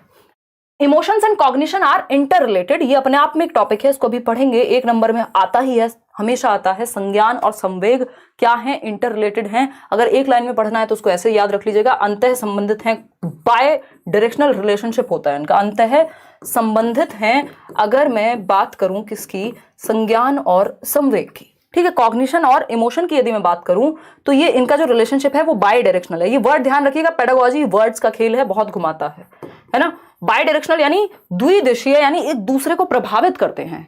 यूनी डायरेक्शनल नहीं है, याद रखिएगा. यूनी का मतलब होता है सिंपल, सॉरी सिंगल, सिंगल नहीं है कि प्रभावित ही नहीं करते, अलग अलग डायरेक्शन में जाते हैं. बाय मतलब एक दूसरे को प्रभावित करते हैं. जो आपका दिमाग है, आपका संज्ञानात्मक विकास है, आपका सोचना समझना सीखना जानना, और आपके इमोशंस जो हैं, जो आप फील कर रहे हैं, वो एक दूसरे को प्रभावित करते हैं. आपकी थिंकिंग भी प्रभावित होती है. यदि आप बहुत ज्यादा इमोशनल होते हैं, कहा जाता है, तो आप बह जाते हैं. तो उस बहने के टाइम पे खुद को कंट्रोल करना. तो कॉग्निशन इमोशन एक दूसरे को प्रभावित करते हैं, ये बात हमें पता होनी चाहिए. अच्छा, वॉटसन कहते हैं, पेपर में क्वेश्चन पहले पूछा जा चुका है, घुमा फिरा के कहीं से पूछ ले तो आपको पता होना चाहिए. वॉटसन एक व्यक्ति हैं, वैसे तो व्यवहारवाद में आते हैं, बट सीटेट में व्यवहारवाद पढ़ने नहीं बैठना आपको, है ना. तो वॉटसन कहते हैं कि 3 इमोशंस जन्म से हैं हमारे अंदर, फॉल, FAL, ठीक, फियर, एंगर और लव, यानी भय जन्म से है. आप बच्चे को बहुत तेज उछालिए, पहले डरना महसूस करेगा. एंगर यानी क्रोध, वो भी जन्म से है, एंगर. लव, प्रेम, 2.5 आखर प्रेम का. पढ़ के पंडित आपको नहीं होना है, क्योंकि आपको 30 नंबर लाने हैं CDP में. इस टाइम पे थोड़ा सा साइड रख सकते हैं, ठीक है. तो अगर हम बात करें फियर, एंगर और लव, ये क्या है, ये 3 इमोशंस हैं जो बाय बर्थ हैं व्यक्ति में, ऐसा वॉटसन कह रहे हैं. 14 इंस्टिंक्ट और इमोशंस की थियरी दी है विलियम मैकडूगल ने. वो कहते हैं 14 इंस्टिंक्ट होते हैं जिनसे 14 इमोशंस जनरेट होते हैं. उसको आप छोड़ भी सकते हैं, सीटेट के लेवल का काम नहीं है, बट फिर भी आपकी इच्छा हो तो आप जान सकते हैं ऐसे. तो ये फियर, एंगर, लव जन्म से होते हैं. कई बार क्या देगा आपको, 4 ऑप्शन दे देगा. अच्छा, एक और बात ध्यान में रखिएगा, इसमें लव क्या है, एक पॉजिटिव इमोशन है. इस बार बहुत क्वेश्चन आया हुआ है कि कौन सा इमोशन है जो आपको सीखने में मदद करेगा. तो लव एक इमोशन हो सकता है, ड्राइविंग फोर्स है बहुत बड़ा, है ना. लोग IAS वाईएस बन जाते हैं प्यार व्यार के चक्कर में, ठीक. हालांकि एंगर में ही बनते हैं बहुत सारे लोग. तो लव और क्या हो सकता है, प्राइड। प्राइड नेगेटिव वाला नहीं, घमंड वाला प्राइड नहीं, गर्व, जब आप अच्छा महसूस कर रहे हैं, एक्साइटेड हैं अगर आप किसी चीज को लेकर के। बोर्डम क्या हो गया, एक नेगेटिव इमोशन हो गया। इस बार बहुत सारे क्वेश्चन है पेपर में, अगर आप बोर्डम महसूस कर रहा है बच्चा तो भाई सीख नहीं पाएगा, क्योंकि इमोशन और कॉग्निशन जो सीखना है क्लासरूम में वो आपके इमोशन से भी तो प्रभावित होगा, आपको बच्चे के दिल से भी तो जुड़ना पड़ेगा, ठीक है ना। तो लव, प्राइड या और इस तरह के पॉजिटिव इमोशंस जो आपको बिलोंगिंगनेस, सेंस ऑफ बिलोंगिंगनेस हो सकता है, ये पॉजिटिव हैं। जो चीजें नेगेटिव इमोशंस हैं, एंगर, फियर, ये अपने आप में बहुत पॉजिटिव माने नहीं जाते, जरूरी होते हैं सभी तरह के इमोशंस, बट इनको हम पॉजिटिव नहीं मानेंगे, ठीक है। आगे बढ़ते हैं इसी बात पे। चीजें तो इतनी है कि अगर डिस्कस किया जाए तो यही क्लास 8 घंटे की बन जाए, बट देखिएगा आगे बढ़ते हैं। ग्रोथ एंड डेवलपमेंट, वृद्धि एवं विकास का एक बार ये अंतर देख लीजिए, फिर हम चुपचाप से स्टेजेस पे आ जाएंगे। स्टेजेस से कई क्वेश्चन आते हैं पेपर में, ठीक है, मिनिमम 2। देखिएगा कौन है ये देखो, कुछ लोगों को ब्लॉक करने की इच्छा हो रही है मेरी, ऐसी फालतू फालतू बातें मत करो, हैं, मॉडलिंग कर लें हम यहाँ पे, पढ़ने में फोकस नहीं है। ये कौन फांसी फांसी चिल्ला रहा है, कैसी बातें करते हो यार, पढ़ लिया करो। इतनी मेहनत से आपको आइडिया भी नहीं है कि कितनी मेहनत लगती है। कुछ ही लोग शायद इस बात को समझ पाएंगे, काफी मेहनत लगती है ना। कोई भी टीचर जो भी कोशिश कर रहा है ना आपके साथ जुड़ने की, या कोई भी पढ़ाने आ रहा है, अगर सच में टीचर है तो वो मेहनत करता है बहुत। जितना आप पढ़ रहे होंगे शायद उससे ज्यादा मेहनत साथ में या उसके बराबर तो एटलीस्ट करनी ही पड़ रही होगी। तो ये जरूरी है कि उस चीज को रिस्पेक्ट करके हम फोकस करें, ठीक है। चलिए आते हैं, ये हंसी मजाक की बातें इसलिए होती है कि आप पढ़ते भी रहें साथ साथ और थोड़ा सा मूड भी फ्रेश रहे, इसलिए नहीं होती कि सिर्फ हंसी मजाक पे अटक जाएं। ग्रोथ और वृद्धि, जिसको हम कह रहे हैं, व्यापक होता है डेवलपमेंट, लेकिन डेवलपमेंट को हम विकास कहेंगे, ठीक है, विकास कहेंगे। तो ग्रोथ के अंदर डेवलपमेंट के अंदर ही ग्रोथ है, तो जो भी कुछ ग्रोथ में है या मैच्योरिटी भी किसके अंदर आएगी, डेवलपमेंट के अंदर ही आएगी। तो दोनों इससे जुड़े हुए हैं। तो व्यापक है, ब्रॉड डोमेन है, इसमें सब कुछ आ जाएगा, 4 प्रकार हैं। वहीं ये नैरो है, संकुचित है, इसमें सिर्फ शारीरिक पक्ष आते हैं, शरीर की लंबाई चौड़ाई, ये सारी चीजें। मात्रात्मक या परिमाणात्मक परिवर्तन, यानी कि क्वांटिटेटिव चेंजेस, सेकंड पॉइंट है। और यहां पे क्या आएंगे, परिमाणात्मक के साथ साथ गुणात्मक भी आएंगे, यानी क्वालिटेटिव एंड क्वांटिटेटिव बोथ। वृद्धि सामान्यतः शारीरिक परिवर्तन यानी फिजिकल चेंजेस से जुड़ी हुई है, जबकि जो डेवलपमेंट है वो फिजिकल, कॉग्निटिव, सोशल, इमोशनल, यानी आपके मेंटल, सोशल, इमोशंस, कॉग्निशन, इन सब से जुड़ी हुई है। 4 प्रकार हैं विकास के। वृद्धि का मापन सही से किया जा सकता है, यानी हम ठीक से मेजर कर सकते हैं, क्योंकि ये संकुचित है, नैरो है। लेकिन डेवलपमेंट का असेसमेंट होता है बहुत केसेस में, आप एग्जैक्टली नहीं माप सकते कि सामने वाले में विकास हुआ है, यानी समझ बेहतर हुई है, इमोशनली अच्छा हुआ है, तो कितने % हुआ है, तो आप आकलन करते हैं उसका। संरचनात्मक यानी स्ट्रक्चरल चेंजेस आते हैं वृद्धि में, जबकि फंक्शनल चेंजेस आते हैं विकास में। क्लियर है बात या नहीं है, फटाफट से बता दीजिए, ठीक। चलिए आगे बढ़ते हैं, ठीक। देखिएगा स्टेजेस ऑफ डेवलपमेंट, कोशिश कीजिए लाइव ही अटेंड करें सेशन, बाद में कई लोगों की मजबूरी होती है क्योंकि उनको जल्दी सोना होता है या चीजें, बट लाइव क्लास में एक एनर्जी बनी रहती है। विकास के चरण पे आते हैं। विकास के चरण अगर आप देखेंगे तो इसमें 4 ही चरण हैं जो आपके काम के हैं। इन्फेंसी यानी शैशवावस्था, जन्म से 2 वर्ष। अर्ली चाइल्डहुड, पूर्व बाल्यावस्था, 2 से 6 वर्ष। लेटर चाइल्डहुड, उत्तर बाल्यावस्था, 6 से 12 वर्ष। एडोलेसेंस यानी किशोरावस्था, 12 से 18 वर्ष। हर पेपर में क्वेश्चन इससे आते हैं, स्पेशली जो लोग पेपर 2 दे रहे हैं वो 12 से 18 वर्ष पे ज्यादा फोकस भी करें। कम से कम भी एक क्वेश्चन तो सिर्फ डायरेक्ट इसी से आ जाएगा कि अर्ली चाइल्डहुड का टाइम पीरियड क्या है, आप कहेंगे 2 से 6, ठीक है। लेटर चाइल्डहुड का क्या है, आप कहेंगे 6 से 12। अच्छा, इसमें एक मध्यस्थ भी निकाल देते हैं, मिडिल चाइल्डहुड, तो उस केस में आपको ध्यान रखना है या तो 6 से 11 या 6 से 8, बीच की कोई स्थिति निकाल लेनी है। इन दोनों के कोई फिक्स नहीं होता, उसमें बहुत सारे लोगों ने मिडिल चाइल्डहुड को अलग अलग तरीके से कहा हुआ है, बट अगर पूछे तो अर्ली चाइल्डहुड 2 से 6, इन्फेंसी जन्म से 2, लेटर चाइल्डहुड 6 से 12 और एडोलेसेंस 12 से 18। इन सबको एक एक करके समझेंगे। एडोलेसेंस को अगर WHO की माने, वर्ल्ड हेल्थ ऑर्गेनाइजेशन की माने, तो 10 से 19 वर्ष तक की जो आयु है वो किशोरावस्था के अंतर्गत आती है। एक और चीज, इन्फेंसी से पहले भी एक स्टेज होती है जिसको प्रेगनेंसी पीरियड या कॉन्सेप्शन पीरियड आप कह सकते हैं, कि बच्चा गर्भ में होगा। प्री नेटल पीरियड यानी प्रसव पूर्ण अवस्था कहते हैं, सीटेट में बहुत ज्यादा नहीं आता इससे। इस अवस्था में बच्चा गर्भ में यानी माँ के पेट में ही होता है, और गर्भाधान का जो समय है वो 9 महीने है, जन्म से 9 महीने 10 दिन का समय लगभग होता है, 280 दिन या 38 से 40 सप्ताह। जन्म के समय जो नॉर्मल भार है वो 2.5 से 3 किलो होता है, बट ये सब आपके काम का नहीं है। और 25% यानी 1/4 बच्चे के मस्तिष्क का जो है वो साइज होता है जन्म के समय बॉडी के। अब आते हैं सबसे पहले इन्फेंसी को पढ़ेंगे, यहां से क्वेश्चंस आपको देखने को मिलते हैं। इन्फेंसी क्या कहता है? जन्म से 2 वर्ष है, एक तो इसका जो काल है ये 0 to 2 years, 0 days में नहीं है बट ईयर्स के टाइम में ये 0 ही रहेगा, क्योंकि जब तक 365 दिन नहीं होंगे हम इसको 0 ही कहेंगे। ज्ञानेंद्रिया यानी सेंसेस जो हैं, या तो बर्थ टू 2 years लिख लीजिएगा या 0 to 2 years। बच्चा अपने सेंसेस से सीखता है, जो भी उसकी आंखों से दिख रहा है, जो भी आपके हाथों से वो टच करेगा, जो भी जैसे भी आसपास की चीजें हैं उनको टच और फील करके वो सीखता है, अपने सेंसेस से दुनिया की समझ बनाता है। कोई चीज गर्म है तो हाथ हटा लेगा पीछे, ये हम प्याजे में भी पढ़ने वाले हैं। मोटर एक्शंस, गतिक क्रियाएं करके, ये प्याजे ने भी कहा है। सेंसिटिव पीरियड है, खतरा थोड़ा सा रहता है, हजार्डस कह सकते हैं, सेंसिटिव से भी ज्यादा आप हजार्डस पीरियड कह सकते हो, क्योंकि जो सबसे ज्यादा डेथ्स होती हैं वो इसी स्टेज में होती हैं, लगभग 1 महीने तक जन्म के बाद, क्योंकि बच्चा गिर गया, कोई बीमारी हो गई, कुछ भी खतरनाक है अपने आप में। फिजिकल डेवलपमेंट और मेंटल डेवलपमेंट भी फास्ट होता है, यानी सभी प्रकार का विकास इन्फेंसी में तेज ही होता है। अगर हम बात करें अर्ली चाइल्डहुड में और तेज हो जाता है अर्ली चाइल्डहुड। अब आते हैं अर्ली चाइल्डहुड पे, ये क्या है भाई? अर्ली चाइल्डहुड है पूर्व बाल्यावस्था, यानी चाइल्डहुड से पहले। चाइल्डहुड को 2 भागों में बांट दिया है, अर्ली और लेटर, तो इसको हम 2 से 6 वर्ष कहते हैं। 2 से 6 वर्ष का समय हम कहते हैं अर्ली चाइल्डहुड को, लिखा भी हुआ है वहां। टॉय एज कहते हैं 3 से 6, ये पेपर में आया हुआ है। इसको टॉय एज को अगर आप अलग अलग लोगों की भाषा में पढ़ेंगे तो इसकी एज अलग अलग मिलेगी। कई लोग कहेंगे कि टॉय एज जन्म से 5 वर्ष होती है, कई जगह पे आपको जन्म से 2 वर्ष मिल जाएगा, और कई जगह पे आपको 2 से 6 या 3 से 6 मिल जाएगा। बट अगर आपको 1 नंबर लेना, ज्यादातर एग्जाम्स में अगर आप प्रीवियस रिकॉर्ड देखेंगे, रीट वगैरह में भी ये पूछा जा चुका है, तो 2 से 6 वर्ष या 3 से 6 वर्ष के समय को टॉय एज कहते हैं, यानी अर्ली चाइल्डहुड को टॉय एज कहते हैं। ये आपको थोड़ा सा यहाँ ध्यान में रखना है, क्योंकि अगर आप बात सीडीपी की करेंगे तो इसमें आप कुछ भी कह सकते हैं, ठीक है ना। तो खिलौना आयु यानी टॉय एज, प्ले एज भी इसी को कहते हैं। एरिक एरिक्सन भी यही कह रहे हैं कि ये क्या है? प्ले एज है, ठीक, प्ले एज है। एरिक एरिक्सन ये कह रहे हैं। एरिक्सन वो व्यक्ति है जिन्होंने आइडेंटिटी क्राइसिस की बात की है, कि भाई हमारा जो पहचान का संकट है कि मैं हूं कौन, वो आता कब है, अभी उस पर करेंगे बात। तो प्ले एज भी यही है, जब बच्चा प्ले वे में जाएगा। फर्स्ट क्लास में तो 6 वर्ष के बाद ही लेके जाएंगे ना उसको, 6 वर्ष पे, इतने तो वो प्ले स्कूल्स वगैरह में खेलता है, तो 2 से 6 वर्ष।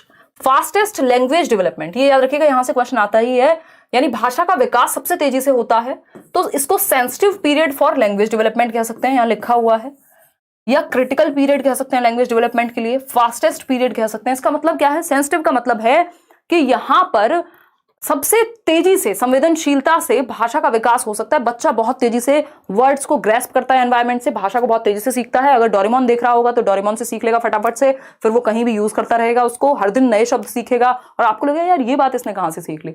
अगर आप आपस में भी कुछ बात करें तो वही बात रिपीट करेगा, फिर आपको लगेगा अगली बार से शैतान के सामने थोड़ा ध्यान से रहना है ना। तो ये क्या हुआ? ये सेंसिटिव पीरियड है, बच्चा बहुत सारे वर्ड्स पिक करता है अपने लैंग्वेज एक्विजिशन डिवाइस की वजह से। लैंग्वेज एक्विजिशन डिवाइस क्या है उस पर हम चर्चा बाद में करेंगे जब हम चॉम्स्की पढ़ेंगे। इमिटेटिव एज है, नकल करता है, बहुत हद तक सीखता है, चीजों को रिपीट करता है ना। फिजिकल डेवलपमेंट भी फास्टेस्ट होता है आफ्टर बर्थ, यानी इन्फेंसी से भी ज्यादा तेज यहाँ पे बात हो रही है। सोशलाइजेशन भी बहुत तेजी से होगा, सामाजिकरण भी, लगभग हर तरह का विकास यहाँ तेजी से होता है। तो एक तो आपको याद रखना है ये लैंग्वेज के लिए, सोशल डेवलपमेंट के लिए बहुत ही तीव्र गति से होने वाला पीरियड है, सेंसिटिव और क्रिटिकल पीरियड है। टॉय एज तो है ही, प्ले एज भी इसको हम कहते हैं। अब आते हैं उत्तर बाल्यावस्था यानी लेटर चाइल्डहुड पर। ये सारी बातें लेटर चाइल्डहुड के बारे में, यहां से भी बहुत क्वेश्चन पूछे जाते हैं। 6 से 12 वर्ष, प्याजे की माने तो ही 7 से 11 वर्ष, जिसको कॉन्क्रीट ऑपरेशनल कह दिया प्याजे ने। नाम याद रखिएगा, प्याजे के अकॉर्डिंग इसी स्टेज को हम कॉन्क्रीट ऑपरेशनल यानी मूर्त संक्रियात्मक कहते हैं। 7 से 11 वर्ष यानी यही टाइम पीरियड है, 1 साल ऊपर नीचे। अगर हम एरिक एरिक्सन की माने तो इसी टाइम को इंडस्ट्री वर्सेस इंफीरियोरिटी कहते हैं, जब बच्चा स्कूल जाना शुरू करता है, स्कूल एज, कॉम्पिटेंस उसके अंदर डेवलप होती है। स्कूल एज भी आप इसको कह सकते हैं, पहली बार वो फर्स्ट क्लास में जाएगा 6 साल का होने पे। लेटेंसी फ्रॉइड की भाषा में कहते हैं, सुषुप्ता अवस्था सिगमंड फ्रॉइड की भाषा में, कि इस टाइम पे लिबिडो जो है वो शांत हो जाएगी, स्कूल की एक्टिविटीज में लग जाएगा। ठीक, तो ये तीनों ही चीजें आपको ध्यान में रखनी है। ये स्कूल एज है 6 से 12, लेटर चाइल्डहुड जिसको गैंग एज भी कहते हैं, टोली अवस्था जिसको कहते हैं, बच्चा ग्रुप्स में रहना शुरू कर देता है। अब क्योंकि इससे पहले वो जाता तो है बट टेम्परेरी फ्रेंडशिप बनाता है। अगर आप देखेंगे 2 से 6 वर्ष में, अगर आप पूर्व बाल्यावस्था में देखेंगे, वो मान लीजिए आप उसको कहीं खाना खिलाने लगे तो 2 मिनट कोई बच्चा मिला, उससे बात कर ली, फिर अपने मम्मी पापा के साथ निकल गया, याद भी नहीं है कौन मिला था। लेकिन यहाँ पे ये लॉन्ग टर्म जो फ्रेंडशिप्स हैं वो बननी शुरू हो जाती हैं, बच्चा ग्रुप में रहना शुरू कर देगा। तो ये गैंग एज है। क्या है ये? गैंग एज है। बच्चा ग्रुप में रहना शुरू करेगा, गेम और स्पोर्ट्स में इन्वॉल्व होना शुरू कर देता है। इसके अलावा एलिमेंट्री स्कूल एज तो है ही, पहली कक्षा में जाएगा इसी उम्र में। लॉन्ग टर्म फ्रेंडशिप बननी शुरू हो जाती है। आप देखते हैं बचपन से कोई बच्चा है जो बचपन से साथ है, अगर ठीक कोई पूछ रहा है age is just a number. अभी ये कहने के लिए भी मुझे बहुत बड़ा होना पड़ेगा, अभी मैं छोटी हूँ। फिजिकल डेवलपमेंट थोड़ा सा स्लो हो जाता है, मोटर डेवलपमेंट तेज हो जाता है। यानी बच्चे में कूदने की, उछलने की, चीजों को बेहतर तरीके से करने की, स्पोर्ट्स की, इन सब की क्षमता बेहतर हो जाती है। शरीर में आपको दिखेगा हाइट बहुत तेजी से नहीं बढ़ रही, शारीरिक विकास बहुत तेजी से नहीं हो रहा, लेकिन मोटर डेवलपमेंट बहुत तेजी से हो रहा है। इसके जस्ट बाद 12 साल के बाद आप देखते हैं बच्चा अचानक से खंबा बन गया, मतलब बहुत लंबा हो गया, या एकदम से उसकी हाइट वाइट बढ़ने लगी। लेकिन इस टाइम के दौरान फिजिकल डेवलपमेंट से ज्यादा उसके अंदर मोटर डेवलपमेंट, गति का विकास जो है वो ज्यादा बेहतर आता है। सूडो मेच्योरिटी का काल है, मिथ्या परिपक्वता, यानी उसको लगता है, फेक मेच्योरिटी, उसको लगता है कि वो मेच्योर हो गया, बट हुआ नहीं, होता वो बच्चा ही है। ठीक है जी, क्लियर है। देखो शेम जो है वो नेगेटिव है, ऑफ कोर्स। अगर शेम की आप इमोशन की बात कर रहे हैं तो बिल्कुल नेगेटिव है। बच्चे को आप शेम का अनुभव ना कराएं हो सके तो, ठीक है जी, नेगेटिव है ऑफ कोर्स। तो अगर हम बात करते हैं, ये सारी बातें हम कर ही चुके हैं, अब और क्या ही बात करेंगे। तो ये सब बातें हैं, ये नोट्स फ्री हैं, किसी को पैसे मत दे देना इन नोट्स के लिए, मैंने टेलीग्राम पर डाले हुए हैं। और अब आते हैं एडोलेसेंस पे। एडोलेसेंस क्या कहता है समझते हैं। एडोलेसेंस क्या कहता है ये समझने का प्रयास करते हैं। 10:30 बज गए, कई लोग तो नींद में बौरा गए होंगे अब तक।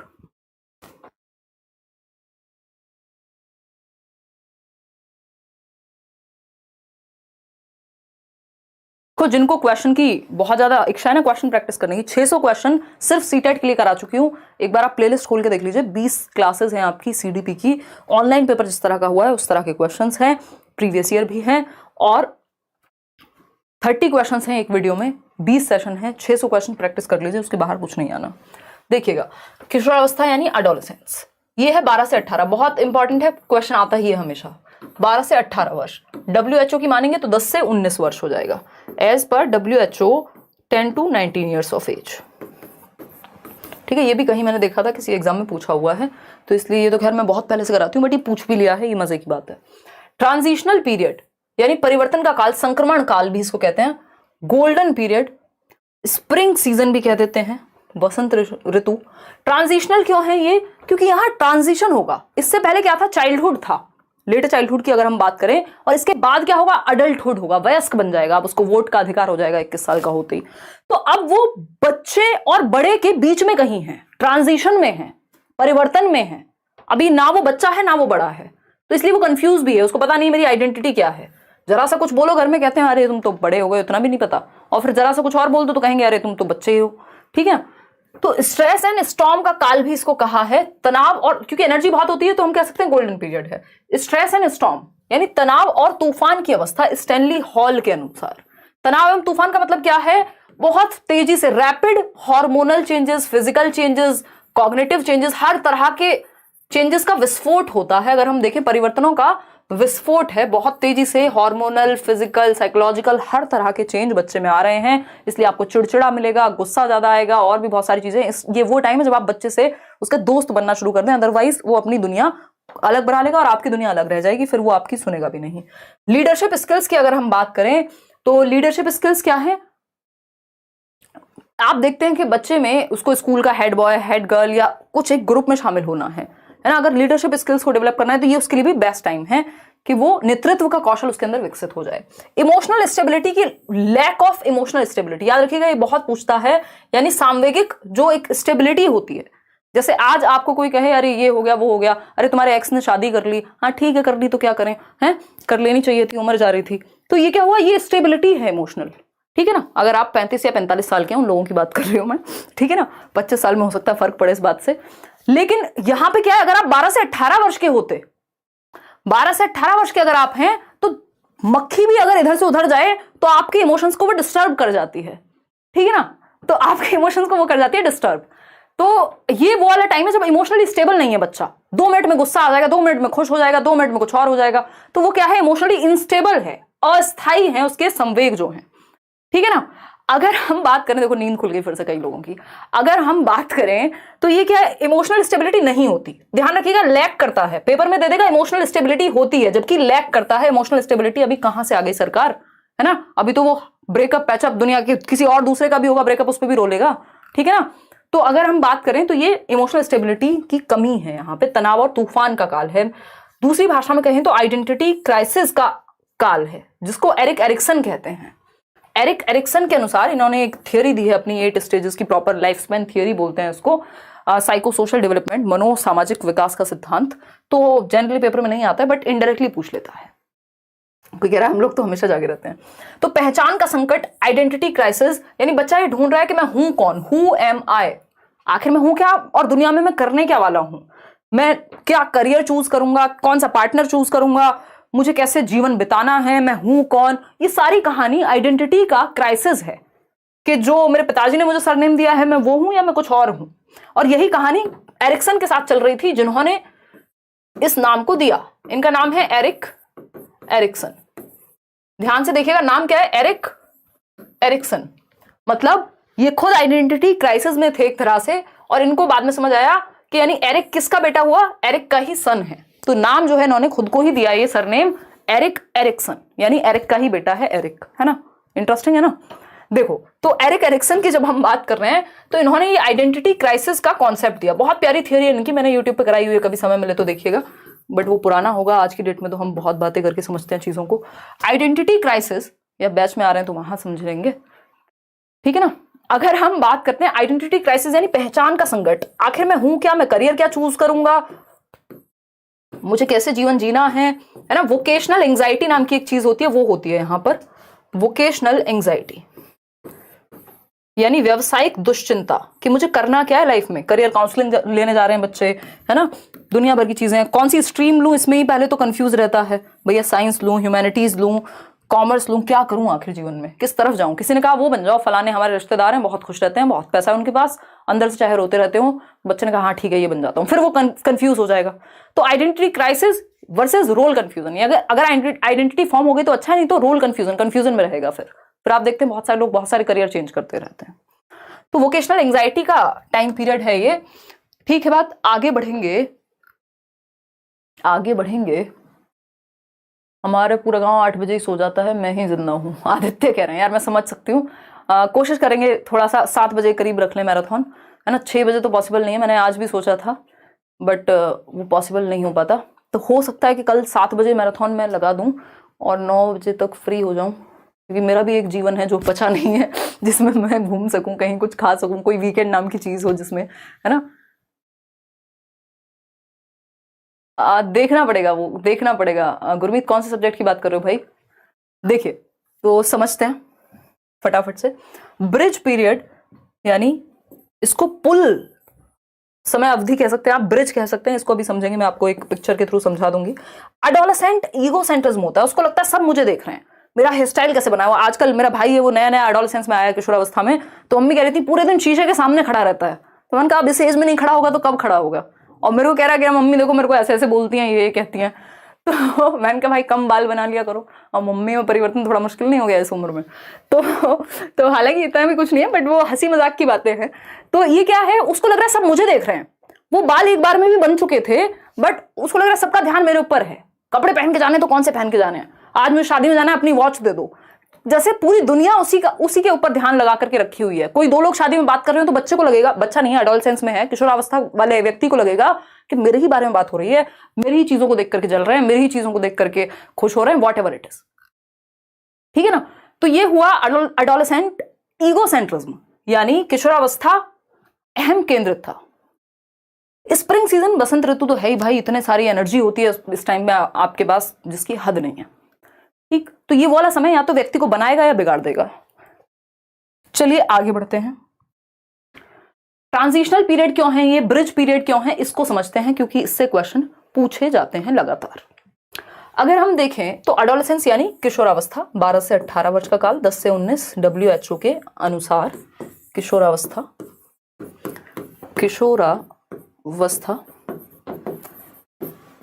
एडोलेसियर से आया है ये बेसिकली जो वर्ड है, टू ग्रो टू मेच्योरिटी, जिसका मतलब होता है अब मैं पता नहीं क्यों इतने डिटेल में जा रही हूँ, बट ठीक है, पढ़ लो यार, नुकसान नहीं होगा। एडोलेसिया से ये वर्ड आया जिसका मतलब होता है to grow to maturity, to grow to maturity, यानी परिपक्वता की ओर आप बढ़ रहे हैं, अभी हुए नहीं है परिपक्व, ठीक है। तो ये एक बात है। इधर है अडल्टहुड, यानी 21 साल के बाद या 18 साल के बाद अगर आप देखेंगे तो आप अडल्ट कहला रहे हैं, वयस्क बन जाएंगे आप। और इससे पीछे क्या है, चाइल्डहुड, लेटर चाइल्डहुड, जिसमें हम पढ़ के आए कि 12 साल से पहले पहले तक, 6 से 12 वाला जो टाइम है वो चाइल्डहुड का टाइम है। तो अडोलेसेंस बीच में कहीं फंसा हुआ है बेचारा, इसीलिए आइडेंटिटी के क्राइसिस हैं, रोने पड़ रहे हैं, ठीक है। अगर हम देखें तो ये है चाइल्डहुड यानी बाल्यावस्था, 12 वर्ष से पहले पहले बच्चा था, अब 21 के बाद 19 के बाद उसको थोड़ा अडल्ट की तरह ट्रीट करेंगे। बीच में अटका हुआ है कि यानी ब्रिज है ये, अपने आप में पुल है। किसके बीच का पुल है ये है एक ब्रिज चाइल्डहुड और अडल्टहुड के बीच का, इसीलिए इसको ब्रिज पीरियड एडोलेसेंस को कहते हैं। दूसरा नाम इसका ट्रांजिशनल यानी परिवर्तन का काल है, ट्रांजिशनल पीरियड। ट्रांजिशन हो रहा है आपका एक बच्चे से एक अडल्ट में, तो इसको ट्रांजिशनल पीरियड भी हम कहते हैं। क्लियर है बात या नहीं? क्लियर है या नहीं है, बताओ एक बार। सबको क्लियर है ये बात? चलिए आगे बढ़ते हैं। स्टैनली हॉल ने क्या कहा है इसको, तनाव एवं तूफान का काल है। एडोलेसेंट ईगो सेंटर्स मैंने आपको बता दिया। अच्छा, इसमें यार सीटेट लेवल का नहीं है, छोड़ देते हैं उस बात को। दो बेसिकली वो होते हैं आपके हार्मोन्स डिसऑर्डर होते हैं। एक बिंज डिसऑर्डर होता है जिसको बुलीमिया कहते हैं, बहुत ज़्यादा खाता है बच्चा और उगल देता है एडोलेसेंस में ही। और एक होता है आपका एनोरेक्सिया नर्वोसा, बहुत कम खाती हैं लड़कियां क्योंकि उनको लगता है उनका जो वेट है वो बढ़ रहा है। ये दोनों जो डिसऑर्डर हैं वो भी एडोलेसेंस के ही डिसऑर्डर्स हैं। अब आते हैं नेक्स्ट टॉपिक जो है आपका हेरिडिटी एंड एनवायरनमेंट। इससे भी क्वेश्चन निश्चित रूप से आता है, चाहे केंद्रीय विद्यालय हो, सीटेट हो, कोई और दुनिया का पेपर हो जहाँ पे टीचिंग की तैयारी हो रही हो। हेरिडिटी एंड एनवायरनमेंट यानी आनुवांशिकता एवं वातावरण, ठीक है।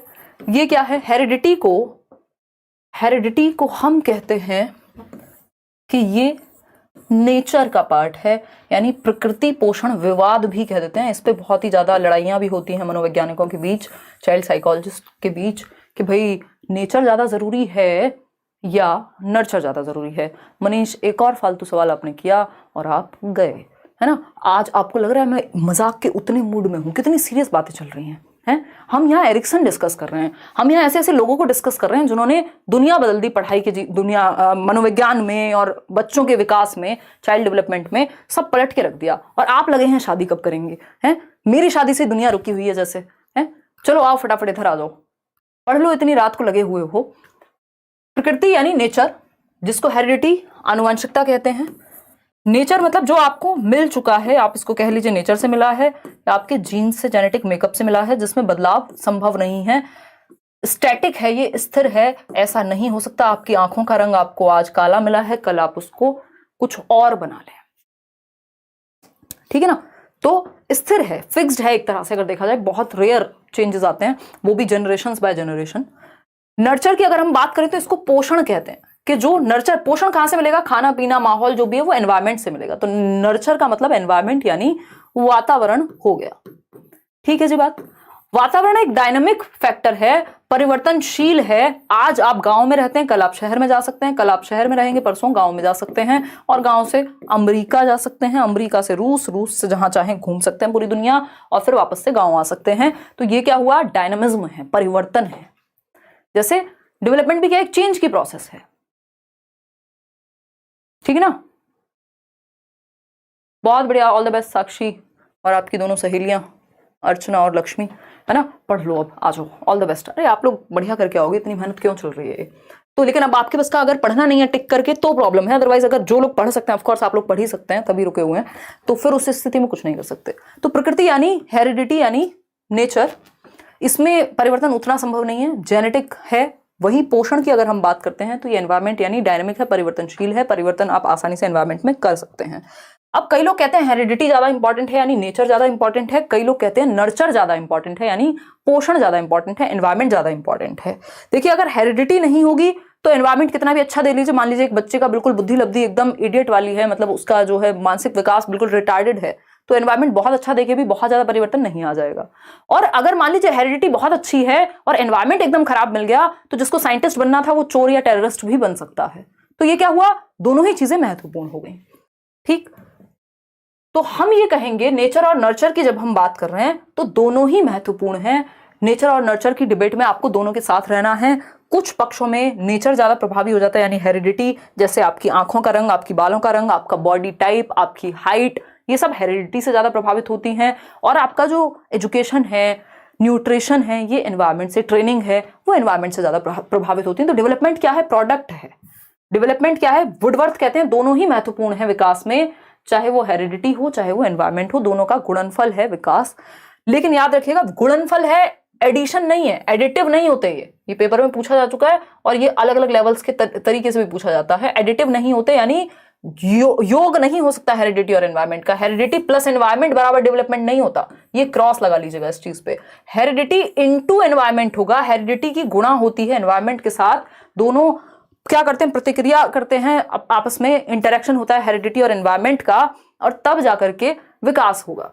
तो डेवलपमेंट बराबर हेरिडिटी इनटू एनवायरमेंट। अब इसमें ऐसा नहीं कि 50% रोल जो है हेरिडिटी का है, 50% एनवायरमेंट का है। अगर ऐसा होता तो फिर ये एडिटिव हो जाते, इनमें योग संभव था। फिर तो 50% हेरिडिटी 50% एनवायरमेंट बन गई चाय। ऐसा थोड़ी है, कॉम्प्लेक्स इंटरप्ले है, जटिल पारस्परिक क्रिया है। कुछ क्षेत्र में हेरिडिटी बहुत ज्यादा प्रभावी हो जाती है, कुछ में एनवायरमेंट ज्यादा प्रभावी हो जाता है। ठीक है ना? अगर आप एजुकेशन की बात कर रहे हैं तो फिर एनवायरमेंट मैटर ज्यादा करेगा। अगर हम हेरिडिटी की बात कर रहे हैं तो आपका जो इंटेलिजेंस का स्तर है वो हेरिडिटी से ज्यादा प्रभावित होगा। हेरिडिटी क्या है? फिक्स्ड है, स्टैटिक है, स्थायी है। एनवायरमेंट डायनेमिक और चेंजेबल है, यानी परिवर्तनशील है। Heredity can be best viewed, हम हेरिडिटी को देख सकते हैं जो एक रेंज सेट करती है। हेरिडिटी एक बेस तैयार कर देती है, केवीएस में पूछा जा चुका है। क्या है? हेरिडिटी एक बेस तैयार कर देती है, डेवलपमेंट के लिए एक आधार प्रदान कर देती है। हेरिडिटी क्या है? अब हम ये पढ़ेंगे थोड़ा सा। हेरिडिटी लोअर लिमिट और अपर लिमिट सेट कर देती है डेवलपमेंट के लिए, बीच में आप एनवायरमेंट की वजह से खेलते रहते हैं, है ना? तो एक लिमिट तय करने में या बेस देने का काम करती है हेरिडिटी। अगर आप हेरिडिटरी बिल्कुल ही ठीक स्थिति में नहीं है, मानसिक विकास आपका बिल्कुल ही जड़ बुद्धि है, तो उस स्थिति में बहुत ही मुश्किल है कि आपको कितना भी अच्छा एनवायरनमेंट देके गिफ्टेड बना दिया जाए, वो फिर पॉसिबिलिटी नहीं हो पाएगी। ठीक है, लेकिन हाँ, ज्यादातर लोगों का आईक्यू एवरेज होता है, तो इसलिए आप इसमें अपनी असफलताओं का जो ठीक रहा है वो खुद पे फोड़िएगा। ये मत कहिएगा हमें तो हेरिडिटी से अच्छी इंटेलिजेंस नहीं मिली थी। ज्यादातर दुनिया सिर्फ 2% लोग हैं जो जीनियस हैं और 2% लोग से भी कम हैं जो एकदम इडियट हैं, बाकी सब एवरेज में ही हैं। More than 50% population average IQ रखती है। आईक्यू पे आएंगे अभी। तो is actually shaped by the support and opportunities of the environment, यानी जो हेरिडिटी है उसको सपोर्ट मिलती है, एनवायरनमेंट और हेरिडिटी दोनों काम करते हैं। बेसिकली सपोर्ट देखिएगा, जो डेवलपमेंट है उसको सपोर्ट मिलता है हेरिडिटी और एनवायरनमेंट में जो अपॉर्चुनिटीज मिली हैं उससे। ठीक है, ये वही बेसिक बात जो हम 4 बार रिपीट कर चुके हैं। यार आजकल मेरी तबीयत जो है ना वो थोड़ी सी एग्जॉस्टेड हूं मैं। देखिएगा, अब आते हैं प्रिंसिपल्स ऑफ डेवलपमेंट पर। प्रिंसिपल्स ऑफ डेवलपमेंट देखिएगा, नेक्स्ट वीकेंड शायद सैटरडे संडे आपकी ऑफलाइन क्लासेस मैं रख सकती हूँ, तो दिल्ली आने के लिए तैयार रहिएगा। ठीक है जी, मैंने सोचा था 2-2.5 घंटे ही रखे हैं आज की क्लास। अभी कितना समय हुआ है हमको? अभी तो 1.5 घंटा हुआ है। बहुत बड़ा श्रद्धा। चलिए अभी पढ़ते हैं। तो प्रिंसिपल्स ऑफ डेवलपमेंट देखिएगा, प्रिंसिपल्स पढ़ेंगे, फिर उसके बाद हमारे पास है इंडिविजुअल डिफरेंसेस का टॉपिक, फिर उसके बाद है हमारे पास, चलते हैं अभी तो पढ़ते हैं, कोई दिक्कत नहीं है। पढ़ने के लिए तैयार हो ना, मतलब रुक सकते हो ना रात को, सुबह कहीं जाना तो नहीं है, संडे है आज तो। देखिएगा, संडे रात को हो जाएगा। प्रिंसिपल्स ऑफ डेवलपमेंट देखिएगा, यानी विकास के सिद्धांत देखिएगा एक बार। विकास के सिद्धांत है, यहाँ से भी एक क्वेश्चन आपका हर हालत में ही आता है और लगभग हर एक एग्जाम में आता है। यस, पढ़ सकते हैं अभी तो। ईवीएस के नोट्स भी मिलेंगे। कल 7 बजे रख सकते हैं या तो सेशन, या फिर एक दिन रुक करके हर दिन मैराथन रख सकते हैं। चलो देख लेंगे वो, आप एक बार वीडियो चेक कर लेना, हो सकता है कल 7 बजे आपका एक मैराथन सेशन आपको मिल जाए।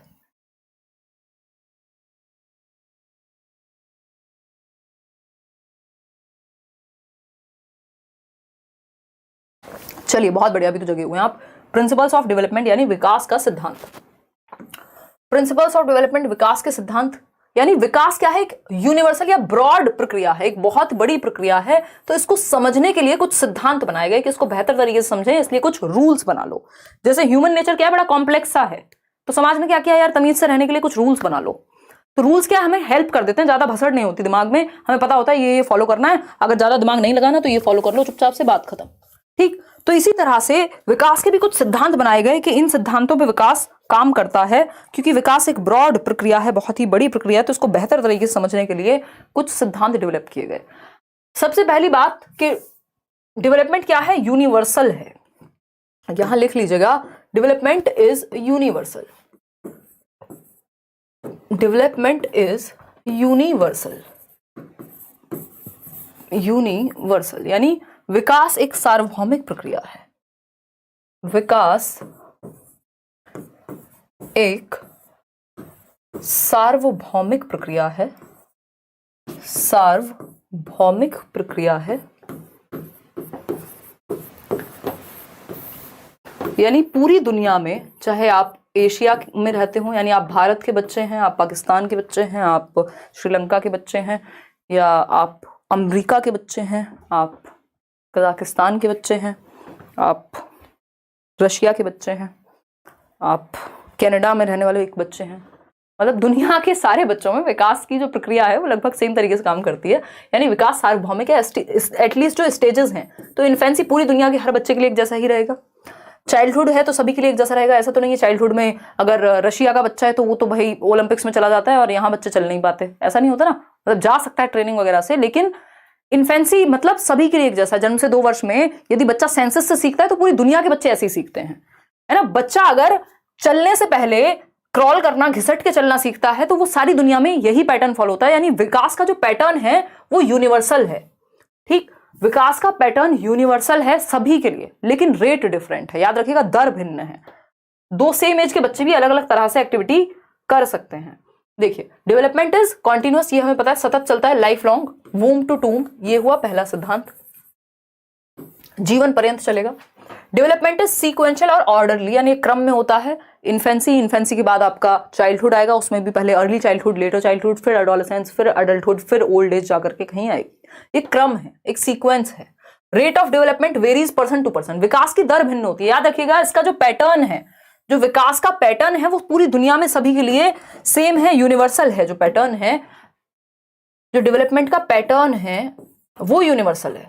सब जगह पे पैटर्न ऐसा ही फॉलो होता है कि पहले बच्चा बैठना सीखता है, फिर वो घिस घिस के, मतलब पहले चलना सीखता है, फिर बैठना सीखता है, फिर खड़े होना सीखेगा, फिर चलना सीखेगा, फिर दौड़ना सीखेगा कहीं।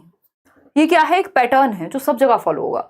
बच्चा पहले एक सेंटेंस बोलने से पहले वो सिंगल शब्द बोलना शुरू करता है, उसके बाद वो 2 शब्दों को जोड़ के नया शब्द जोड़ेगा। तो ये क्या हुआ, एक पैटर्न है, सेम होगा, यूनिवर्सल है। लेकिन रेट सेम नहीं है। यानी पैटर्न तो सेम है सभी के लिए, विकास का जो पैटर्न है वो सेम है, लेकिन रेट इज डिफरेंट, दर जो है वो भिन्न है। अगर 2 सेम एज के बच्चे हैं, दोनों में सेम गति से विकास होगा जरूरी नहीं है। एक बच्चा है जो 9 महीने में खड़ा होना सीख गया था, दूसरा बच्चा है जिसको लगभग 1.25 साल या 1.5 साल लग गया। तो दर भिन्न है। किसी में कोई चीज तेजी से होती है, उसमें हेरिडिटी और एनवायरमेंट दोनों ही कारण होते हैं, किसी में वही चीज जल्दी हो जाती है। ठीक है ना, क्लियर है? कोई दिक्कत परेशानी इस बात को समझने में अगर है तो आप बता सकते हैं। क्लियर है ना? चलिए, तो रेट इज डिफरेंट, याद रखिएगा, ये बहुत इसमें कंफ्यूजन होती है। रेट डिफरेंट है, दर जो है वो भिन्न है, पेस जो है वो भिन्न है। भाषा बदल दे उससे कोई फर्क नहीं पड़ता, है ना। पेस डिफरेंट हो सकता है, लेकिन स्टेजेस सेम है, पैटर्न सेम है, पूरी दुनिया के लिए यूनिवर्सल है, सार्वभौमिक है। ये छोटी छोटी बातें हैं जो आपको बड़े बड़े नंबर बचाएंगी। ठीक, आगे बढ़ते हैं। डेवलपमेंट जो है वो प्रोसीड करता है जनरल टू स्पेसिफिक, सामान्य से विशिष्ट की ओर जाता है विकास। सामान्य से विशिष्ट की ओर जाता है। पहले बच्चा जनरल एक्टिविटीज करता है, यानी हाथ पांव पूरे शरीर से रोएगा भी तो, या अगर किसी सामान को पकड़ना है, बॉल पकड़ाओगे ना, वो ऐसे पकड़ेगा पूरे हाथों का यूज करके, पूरी आर्म्स का यूज करके। बाद में तो आप ऐसे कैच कर लेते हैं। ये क्या हुआ, स्पेसिफिक एक्टिविटी। पहले पेन पूरे हाथ से पकड़ रहे थे, अभी आप सिर्फ एक फिंगर और थंब का यूज करके पकड़ लेते हैं, तो इसी को सामान्य से विशिष्ट कहेंगे। Growth and development is a product of heredity and environment, यानी विकास किसका गुणनफल है, आनुवांशिकता और वातावरण का। हम जो भी हैं, तीसरा फैक्टर ही नहीं है, या तो हमें एनवायरमेंट से मिला होगा या हेरिडिटी, या इन दोनों का इंटरेक्शन होगा। ठीक है ना, ऐसा नहीं हो सकता आपकी जो भी इंटेलिजेंस का स्तर है या तो एनवायरमेंट या तो हेरिडिटी, कोई और तीसरी चीज तो है नहीं, इन दोनों का ही प्रोडक्ट है। डेवलपमेंट प्रिडिक्टेबल होता है, यानी पूर्वानुमान लगाया जा सकता है। भारतवर्ष में एक कहावत जो है वो बहुत ही फेमस है कि पूत के पांव पालने में दिख जाते हैं, यानी पुत्री के भी दिख ही जाते होंगे, बट ऐसे ही चलता है समाज, जनरली बदल जाएगा समय के साथ। तो ये क्या हुआ कि मतलब आप बच्चे को, इसका कुल मिला के अर्थ ये है कि आप बचपन में ही देख सकते हैं जो उसकी एक्टिविटीज है, उस आधार पे आप अनुमान लगा सकते हैं कि विकास ये इस तरह की स्थिति में या इस चीज में ज्यादा इंटरेस्ट रखता है तो उसको इधर भेज सकते हैं। या फिर ये भी पूर्वानुमान लगा सकते हैं कि बच्चा बैठना सीखेगा, क्रॉल करना सीखेगा, या वॉकिंग पहले सीखेगा, उसके बाद वो जंपिंग सीखेगा, उसके बाद वो रनिंग सीखेगा। ये क्या है, एक अनुमान है, क्योंकि एक पैटर्न है ना, तो पैटर्न की वजह से हम क्या एक अनुमान लगा सकते हैं कि विकास की प्रक्रिया चलती कैसे है। There is a constant interaction between all factors of development, यानी विकास के जितने भी पक्ष हैं वो सब आपस में जुड़े हुए हैं, फिजिकल, कॉग्निटिव, सोशल और इमोशनल। क्लियर है कि नहीं है ये बता दीजिए, फिर हम बढ़ जाएंगे आगे। अच्छा, एक डायरेक्शन जो है प्रिंसिपल का, वो प्रिंसिपल ऑफ डायरेक्शन जो है वो बहुत ही महत्वपूर्ण है। देखिएगा, डेवलपमेंट मॉडिफिएबल है, रिवर्सेबल नहीं है, ये बात भी ध्यान रखिएगा पेपर में। और कोई कह रहा है ऊंट के बाल, अच्छा जो भी है यार, ठीक है ना, समझ लिया करो। हाँ एग्जैक्टली आदि, बहुत ही बढ़िया। देखिएगा, अगर हम बात करते हैं यहाँ पे प्रिंसिपल ऑफ डायरेक्शन की, तो प्रिंसिपल ऑफ डायरेक्शन क्या कहता है भाई, दिशा का सिद्धांत है, यानी विकास की एक दिशा होती है जिसको फॉलो करता है वो। इसमें दो सिद्धांत हैं दिशा में, एक है सेफेलोकॉर्डल यानी सिरोध पदोन्मुखी या लंबवत या लॉन्गिट्यूडिनल विकास, इसको हम कहते हैं। लॉन्गिट्यूड समझते हैं ना, लंबवत, जब आप गणित में पढ़ते होंगे एक लॉन्गिट्यूड होता होगा जिसको हम लंब बोलते थे ना, और ये एक बेस होता था, फिर हाइपोटेन्यूज होती थी, कर्ण जिसको बोलते थे। तो ये क्या है, लंबवत मतलब स्ट्रेट, टॉप टू डाउन, ठीक है ना, टॉप टू डाउनवर्ड्स चलेगा, हेड टू टो जाएगी, विकास की एक दिशा है जिसको हम सेफेलोकॉर्डल, सेफेल का मतलब है खोपड़ी, कॉर्डल मतलब जो आप नीचे की तरफ जुड़ा हुआ हिस्सा है।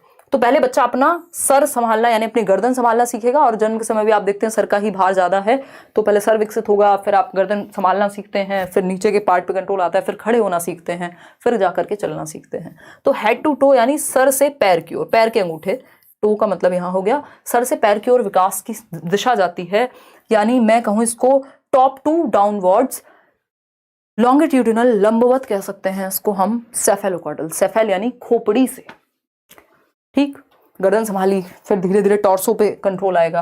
अब आते हैं प्रॉक्सिमो डिस्टल, दूसरी दिशा है प्रॉक्सिमो डिस्टल, नियर टू फार यानी केंद्र से बाहर, पेरिफेरी, पेरिफेरी मतलब centre, proximity, proximo distal, distal का मतलब है फार, तो नियर टू फार यानी समीप से दूर की ओर। समीप क्या है, आपका हार्ट, आपकी स्पाइनल कॉर्ड जो सेंटर है आपकी बॉडी का वो समीप है, और उससे बाहर की ओर कंट्रोल आता है, आपके इन शोल्डर्स पर, या मैं कहूं इसके बाद आपकी आर्म्स पर कंट्रोल आता है, आर्म्स के बाद आपका हाथों पर कंट्रोल आता है, हाथों के बाद आपका उंगलियों पर कंट्रोल आता है।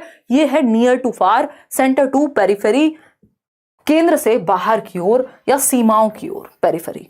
इसी को आप ग्रॉस टू फाइन भी कह सकते हो, मतलब एग्जैक्टली नहीं, बट पेपर में general to specific, gross to fine इसी से जोड़ के दे दिया जाता है कि बच्चा है, पहले वो पूरे हाथ से पेन उठाता था, अब वो 2 उंगलियों से उठा लेगा, तो ये क्या है, प्रॉक्सिमो डिस्टल है। ठीक है, इतनी बात क्लियर है। पहले आपकी स्पाइनल कॉर्ड डेवलप होती है, आपका हार्ट डेवलप होता है, आपका बॉडी का सेंटर डेवलप होता है, ये सारी चीजें इसी में आती हैं। इसको ध्यान जरूर रखिएगा। सेफेल का मतलब ही है खोपड़ी, तो हेड टू टो तो यानी स्रोत पदोन्मुखी, सेफेलोकॉर्डल, प्रॉक्सिमो डिस्टल यानी near to far, centre to periphery, केंद्र से बाहर की ओर। अब आते हैं व्यक्तिगत विभिन्नताएं, इस पे भी कई क्वेश्चन देखने को मिलते हैं। इंडिविजुअल डिफरेंसेस, लग नहीं रहा आज इंटेलिजेंस हम कर पाएंगे, कल थोड़ा जल्दी क्लास शुरू करेंगे, कम से कम भी 7 बजे से, और ताकि 10 बजे तक भी अगर लेनी हो तो 3 घंटे के करीब हम सेशन रख पाएं, क्योंकि अगर पूरा सिलेबस इतने डिटेल में समझना है तो समय लगेगा अच्छा खासा, है ना।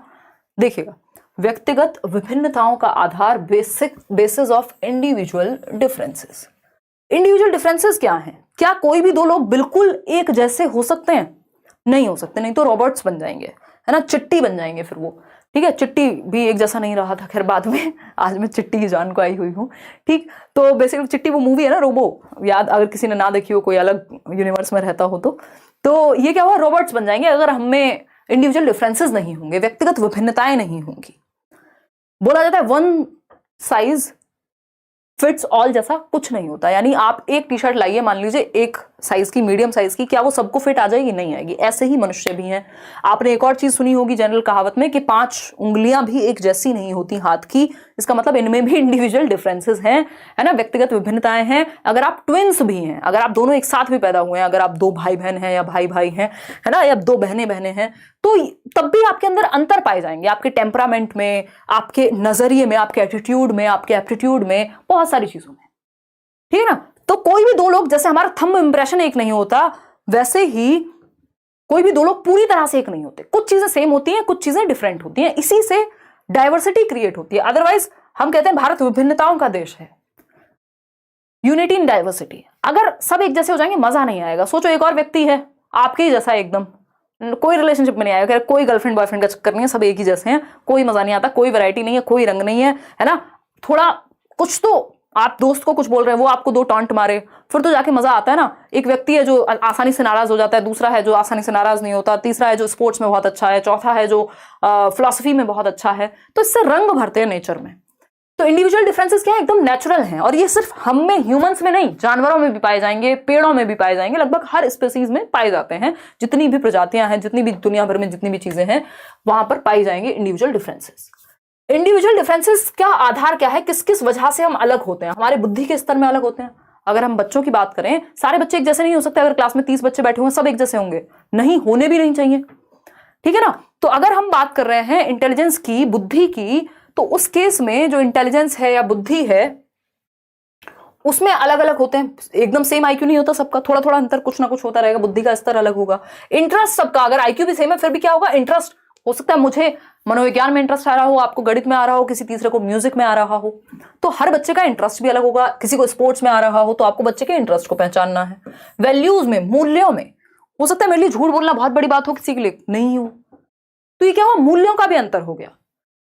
तो सबके मूल्य या वैल्यूज अलग हैं। एप्टीट्यूड में, अभिक्षमता जिसको हम कहते हैं, एप्टीट्यूड क्या है? आपकी किसी स्किल को एक्वायर करने की क्षमता, your ability to acquire a skill. Skill को एक्वायर करने की क्षमता, यानी आप टीचर बनना चाहते हैं बट आप समझा तो आप खुद को भी नहीं पा रहे हैं जीवन में, किसी और को तो जब समझाएं, है ना। तो ये क्या हुआ? नंबर बहुत अच्छे ले आते हैं लेकिन, तो आप में क्या नहीं हुआ? टीचिंग एप्टीट्यूड की कमी है। कुछ हद तक ट्रेनिंग वगैरह देके डेवलप किया जा सकता है, बट ऐसा नहीं हो सकता कि आउट ऑफ द ब्लू अचानक से बिल्कुल नहीं था आप में कोई एप्टीट्यूड किसी चीज को करने का और आप करने लग गए। तो एप्टीट्यूड की अगर हम बात कर रहे हैं तो किसी स्किल को एक्वायर करने का एप्टीट्यूड, अगर हम देखें तो एप्टीट्यूड टेस्ट भी होते हैं बहुत सारे जो डेवलप्ड नेशंस हैं, कि आप देखना चाह रहे हैं कि आपके बच्चे में क्या एप्टीट्यूड है, किस तरफ वो बेहतर करेगा। यदि उसको ट्रेनिंग वगैरह दिलाई जाए, अगर वो स्पोर्ट्स में अच्छा है, यदि वो भाषा में अच्छा है तो उसको उस तरफ भेजें, अगर वो स्पोर्ट्स में अच्छा है तो उसको स्पोर्ट्स अकेडमी में डालें, अगर वो म्यूजिक में अच्छा है तो उसको उस तरफ लेकर के जाएं।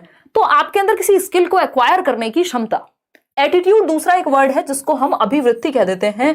एटीट्यूड है आपका नजरिया कैसा है, आपके वैल्यूज कैसी हैं, आपका एटीट्यूड मतलब आपके आइडियाज, आपके बिलीफ्स, आपके वैल्यू, आपका सिस्टम, आपका परसेप्शन कैसा है, बेसिकली आपका नजरिया कैसा है, आप किस तरह से सोचते हैं, किन चीजों को मानते हैं, आपके आइडियाज, वैल्यूज, बिलीफ्स क्या हैं आपके, उस आधार पे एक व्यक्ति में हम कहते हैं इसका नेगेटिव एटीट्यूड है, इसका पॉजिटिव एटीट्यूड है। यानी ये क्या हुआ? वो उसके क्या आइडियाज हैं, उसका क्या बिलीफ सिस्टम है, वो कैसे देखता है चीजों को। पर्सनैलिटी यानी व्यक्तित्व, सबकी पर्सनैलिटी भी अलग होती है, इसमें हेरिडेटरी फैक्टर्स भी होते हैं, एनवायरमेंटल फैक्टर्स भी होते हैं। हालांकि पर्सनैलिटी एक डायनेमिक फैक्टर है, ठीक है ना। नमाज रहने दो, कल 7 बजे से चालू कीजिएगा। हाँ यार, क्योंकि मैंने भी आज खाना वाना खाया नहीं है प्रॉपर, देखिएगा।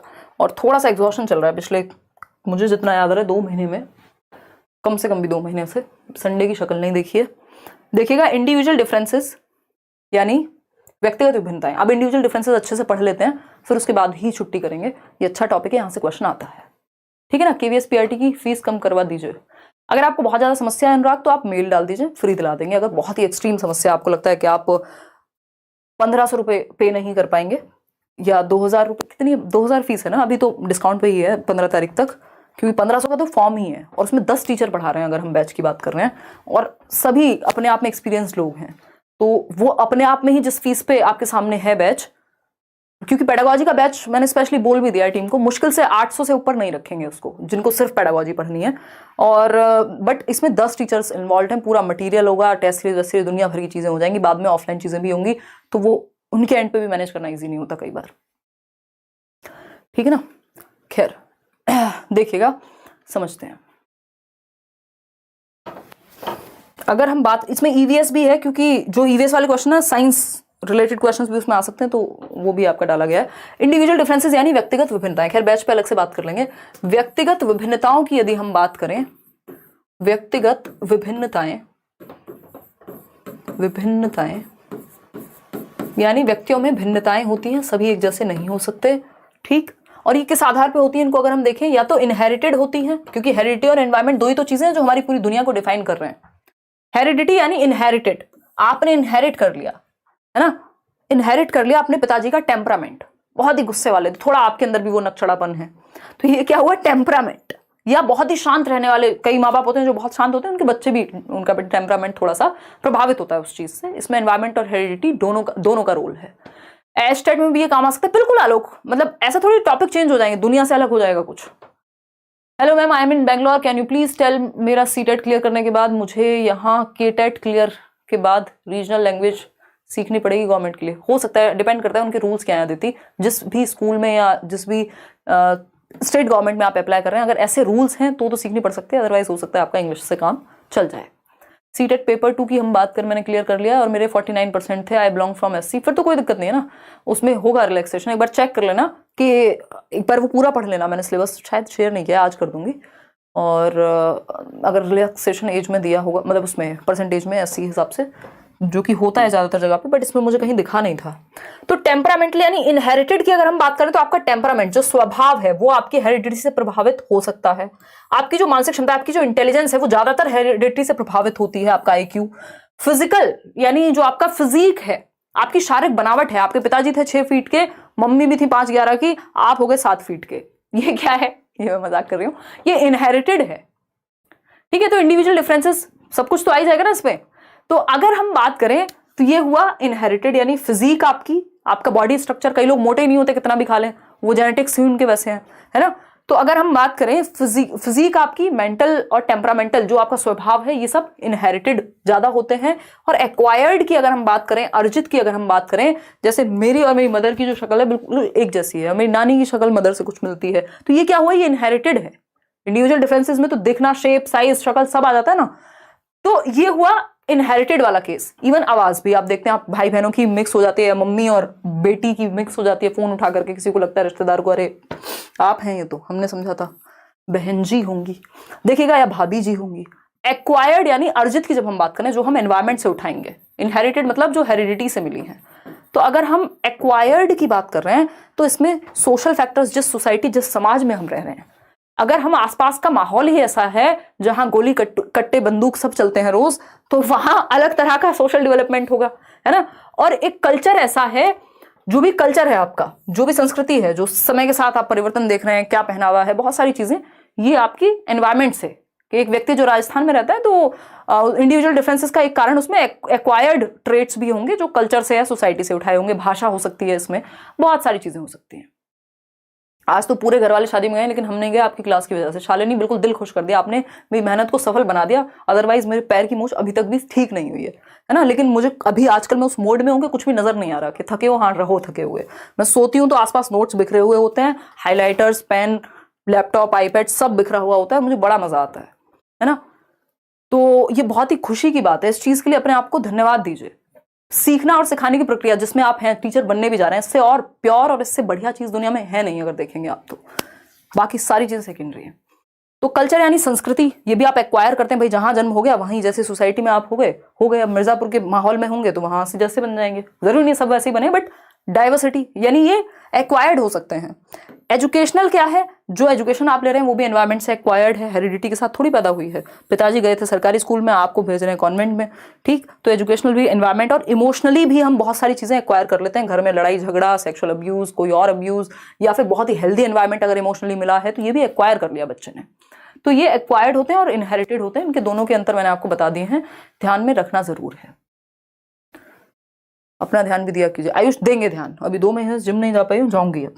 एक बार आप लोगों को निपटा दो, आई मीन निपटाने का मतलब सीटेट, और फिर केवीएस तैयार है, तो मतलब लग नहीं रहा है कि कहीं भी शांति है अभी, बट ठीक है मैनेज हो जाएगा, मतलब डोंट वरी। देखिएगा, व्यक्तिगत विभिन्नताएं यानी इंडिविजुअल डिफरेंसेस।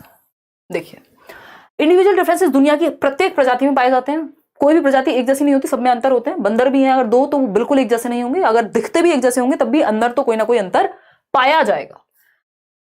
उनमें किसी ना किसी स्तर पर विभिन्नताएं पाई जाती हैं, सही बात है। इंडिविजुअल डिफरेंसेस या वेरिएशंस क्या है, कॉमन है सभी स्पीसीज में। वेरिएशंस से या इंडिविजुअल डिफरेंसेस से, व्यक्तिगत विभिन्नताओं से रंग भरते हैं। जैसे प्रकृति क्या है, डाइवर्स बनती है, नहीं तो सब एक जैसे हो जाएंगे। Variability is a fact of nature and individuals are no exception. यानी ये प्रकृति का नियम है कि हम में वेरिएबिलिटी है, और इस चीज को हम क्या करते हैं, हमें आपको बच्चे की जो इंडिविजुअल डिफरेंसेस है उनको सराहना है, उनको बेहतर करना है। कोई बच्चा है जो स्पोर्ट्स में अच्छा कर सकता है तो उसको वैसा माहौल दीजिए। कोई बच्चा है जो मैथ्स में अच्छा कर सकता है तो उसको वैसा माहौल दीजिए। कोई बच्चा है जो लैंग्वेज में बहुत अच्छा कर सकता है उसको वैसा माहौल दीजिए। तो अपने मेथड में परिवर्तन बच्चों के इंडिविजुअल डिफरेंसेस के अकॉर्डिंग लाने हैं। लेकिन हम क्या करते हैं, फलाना बच्चा है गुप्ता जी का और शर्मा जी की बेटी है, तुम तो इतने नंबर लाते नहीं हो। हमने कहा सब एक जैसे बन जाओ, रोबोट्स बन जाओ, सब डिफरेंसेस हैं कैसे तुम में। जबकि हमें वो डिफरेंसेस को क्या करना था, एक्सेप्ट करना था, या उसको लेके खुश होना चाहिए था कि भाई मेरे 3 बच्चे तीनों अलग अलग तरह के कलाकार हैं, है ना। कोई किसी चीज में अच्छा है, कोई किसी चीज में अच्छा है। लेकिन नहीं, अगर आप खुश भी होंगे तो आपके रिश्तेदार आके कहेंगे अरे आपका फलाने वाला बेटा या बेटी तो अच्छा है, ये सेकंड वाला थोड़ा अजीब है, और ये थर्ड वाला तो कुछ और ही है। तो ये क्या स्थिति, कंपैरिजन हम शुरू कर देते हैं, जबकि हमें इस चीज को एम्ब्रेस करना है। ये बहुत ही अच्छी बात है कि आपके पास वैरायटी है, अदरवाइज बोर हो जाएंगे। नोट देखिएगा, इसमें एक नोट है कि नोट वो वाला नोट नहीं है कैश वाला, है ना, टिप्पणी है, respect individual differences and don't laugh at others. आपको ये चीज ध्यान रखनी है, बच्चों में भी इंस्टिल करनी है कि व्यक्तिगत विभिन्नताओं का आपको ध्यान रखना है, रिस्पेक्ट करनी है उसकी, ना कि बच्चों को एक दूसरे पे हंसना है उनकी जाति या उनके धर्म या उनके शरीर या उनके रंग या उनकी रुचियों के आधार पर या उनके खाने या उनकी भाषा के आधार पर। आप बच्चों में विभेद नहीं करते, बल्कि उन चीजों को आप रिस्पेक्ट करते हैं कि इंडिविजुअल डिफरेंसेस आर देयर, ठीक है। और बच्चे फिजिकल कैरेक्टरिस्टिक्स में अलग दिख सकते हैं, रंग में, हाइट में, वेट में, स्ट्रेंथ में, हेयर कलर में अंतर पाया जा सकता है। इंटेलिजेंट हो सकते हैं कुछ बच्चे, डल हो सकते हैं कुछ, डोमिनेंट और सबमिसिव हो सकते हैं कुछ, क्रिएटिव होंगे कुछ, नॉट सो क्रिएटिव होंगे कुछ, आउटगोइंग होंगे जिनको बाहर जाना पसंद होगा, कुछ विड्रॉन होंगे जिनको बाहर जाना उतना पसंद नहीं होगा। जैसे मैं अगर दिन में आधे घंटे भी बाहर ना निकलूं तो मुझे लगता है कि मैं जीवन क्यों जी रही हूं, है ना। मेरी कोशिश रहती है क्लास के बाद भी अगर मौका मिले तो आधे घंटे हवा खा लो, ठीक है ना, एक कॉफी ही पी लो, मिल लो किसी से अगर पॉसिबल है तो ये क्या हुआ, क्योंकि मुझे हर दिन कहीं जाने की आवश्यकता होती है, मेरा रूटीन बहुत ही फ्लेक्सिबल है। तो ये क्या हुआ, मतलब विड्रॉन नहीं हूं मैं। हो सकता है किसी को घर से निकलना अच्छा लगता ही ना हो, उसको लगे यार मेरे को तो अकेले एकांत में रहने दो, या आप दोनों भी हो सकते हैं अलग अलग समय पे। तो आप आउटगोइंग हो सकते हैं बहुत ज्यादा, किसी को पार्टी पसंद है, किसी को अकेले रहना पसंद है, एकांत पसंद है। The list of variations can be endless. तो अंतरों का जो है अंत, व्यक्तिगत विभिन्नताओं का अंत नहीं है। बहुत तरह की व्यक्तिगत विभिन्नताएं व्यक्ति में हो सकती हैं।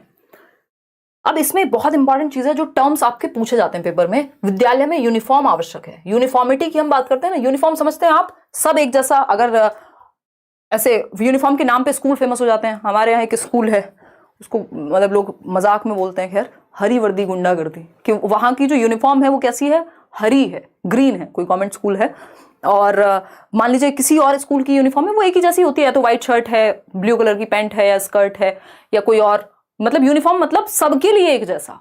चाहे आप के घर में बहुत अधिक धन है, किसी भी जाति से हैं आप, किसी भी समुदाय से हैं, किसी भी चीज में इंटरेस्ट है, आपको फैशन में है नहीं है, बट यूनिफॉर्म सबके लिए एक जैसी है।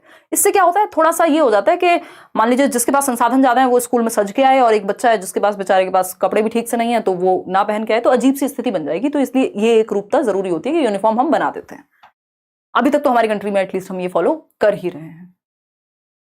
कोई कुछ पूछ रहा है, सिद्धार्थ साहू कह रहे हैं सीटेट अपियरिंग स्टूडेंट के लिए क्या चांस है केवीएस में? 2 दिन बहुत पेनफुल गए हैं, नोटिफिकेशन देखकर क्या करूं समझ नहीं आता। सिद्धार्थ, अगर आप मुझसे ऑनेस्टली पूछेंगे, अगर मैं आपके दिल को खुश करने की बातें करना चाहूं तो कोई अंत नहीं है। मैं ट्विटर अभियान से लेके जो आप कहेंगे वो भी कर दूंगी, अगर आप कहना चाह रहे हैं। अदरवाइज आप लॉजिकली पूछेंगे और सच में पूछेंगे जैसा सिस्टम है, तो मुझे लगता है होना नहीं है कुछ। अब ये जनरली मैं नेगेटिव बातें नहीं करती हूँ, बट थोड़ा सा अगर हम लॉजिक का प्रयोग करें यहाँ, तो 1 मिनट में हम देख सकते हैं। मैंने बताया आपको 2016 से 18 में वैकेंसी आई थी केवीएस की, और 2016 से 18 तक 2 साल से भी ज्यादा का समय हो चुका था, सीटेट नहीं हुआ था। ठीक, तो उस टाइम पे एक रीजन था कि उन्होंने अपियरिंग में अलाउ कर दिया। क्यों? क्योंकि सीटेट की गलती है कि 2 साल से नहीं निकाला। ठीक है ना। अभी स्थिति क्या, अब आप कहेंगे कि नहीं साल में 2 बार होता था सीटेट, अब 1 बार हो रहा है। अब वो कहें, अब केवीएस भी 4 साल में आई है वैकेंसी, इस चीज पे आप घेर नहीं सकते। जो स्थिति है सरकार को घेरने वाली या संस्था को घेरने वाली, वो ये लॉजिक उतना नहीं बन पाता उनके अकॉर्डिंग। इसमें ये चीज हो सकती थी, मान लीजिए, क्योंकि जो आज सीटेट अपियरिंग में है, ध्यान से समझिएगा, जो सीटेट अपियरिंग में है तो ऐसा तो है नहीं उसकी एज निकल गई है। इसका मतलब वो तो अपनी पढ़ाई अपनी गति से कर रहा था, उसका तो कोई नुकसान नहीं हुआ, ना कोरोना से ना किसी और से। वो तो अभी अगर बीएड या डीएलएड में पढ़ ही रहा है या पढ़ ही रही है तो उसकी एज तो निकल नहीं रही, वो तो अपनी पेस पे पढ़ रहा है। अगर केवीएस वो पहले दे भी देते तो क्या ही हो जाता है ना। तो अब ये इनकी अपनी सेंसिटिविटी है कि ये लोग कर सकते थे अलाउ, जो कि कर देते तो कुछ बुरा नहीं हो जाता। बट अगेन इसमें बहुत ज्यादा बन नहीं पा रही बात, मतलब मुझे नहीं लगता कि इस चीज पे बहुत ज्यादा परेशान होके, या उनको तो लग रहा है आप तो अपने पेस पे चल रहे हैं, क्या हो गया अगले साल फिर दे देंगे, जरूरी थोड़ी 4 साल बाद ही आएगी। तो लेट्स सी क्या रहता है। मेरी तरफ से आप लोग जैसा कहेंगे वैसा हो जाएगा, बट मुझे पर्सनली इस बात में बहुत ज्यादा तर्क महसूस नहीं हो रहा कि इस चीज को लेकर के आपको बहुत ज्यादा उम्मीदें नहीं पालनी चाहिए। अगर कोशिश कर भी रहे हैं बहुत अच्छी बात है, आधार ग्राउंड या रीजंस तो हर चीज के हैं, बट सक्सेस के जो चांसेस हैं वो बहुत रेयर हैं इस केस में, है ना। खैर ये अपने आप में निराशाजनक बात भी है, बट अब इसमें मैं कोई मीठी गोली देके क्या करूं आपको।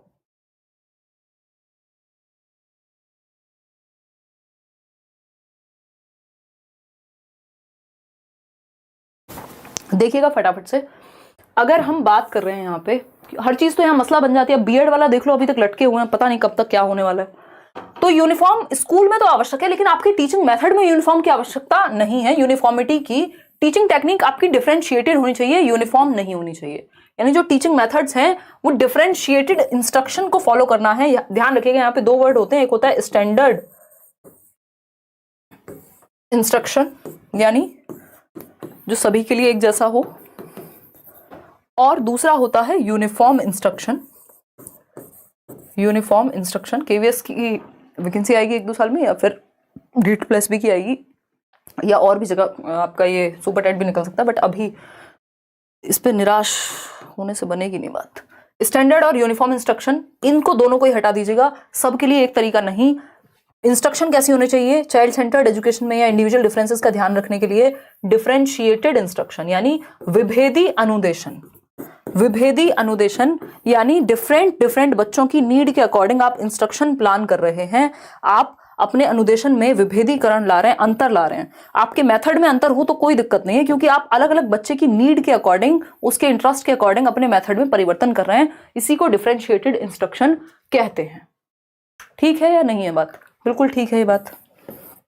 तो डिफरेंशिएटेड इंस्ट्रक्शन का यानी विभेदी अनुदेशन का पालन करना है, अपने टीचिंग टेक्निक में अंतर या बच्चों की रुचि के अनुसार चेंजेस लाते रहना है, अलग अलग तरह के एग्जाम्पल, अलग अलग तरह के टीचिंग लर्निंग मटेरियल्स।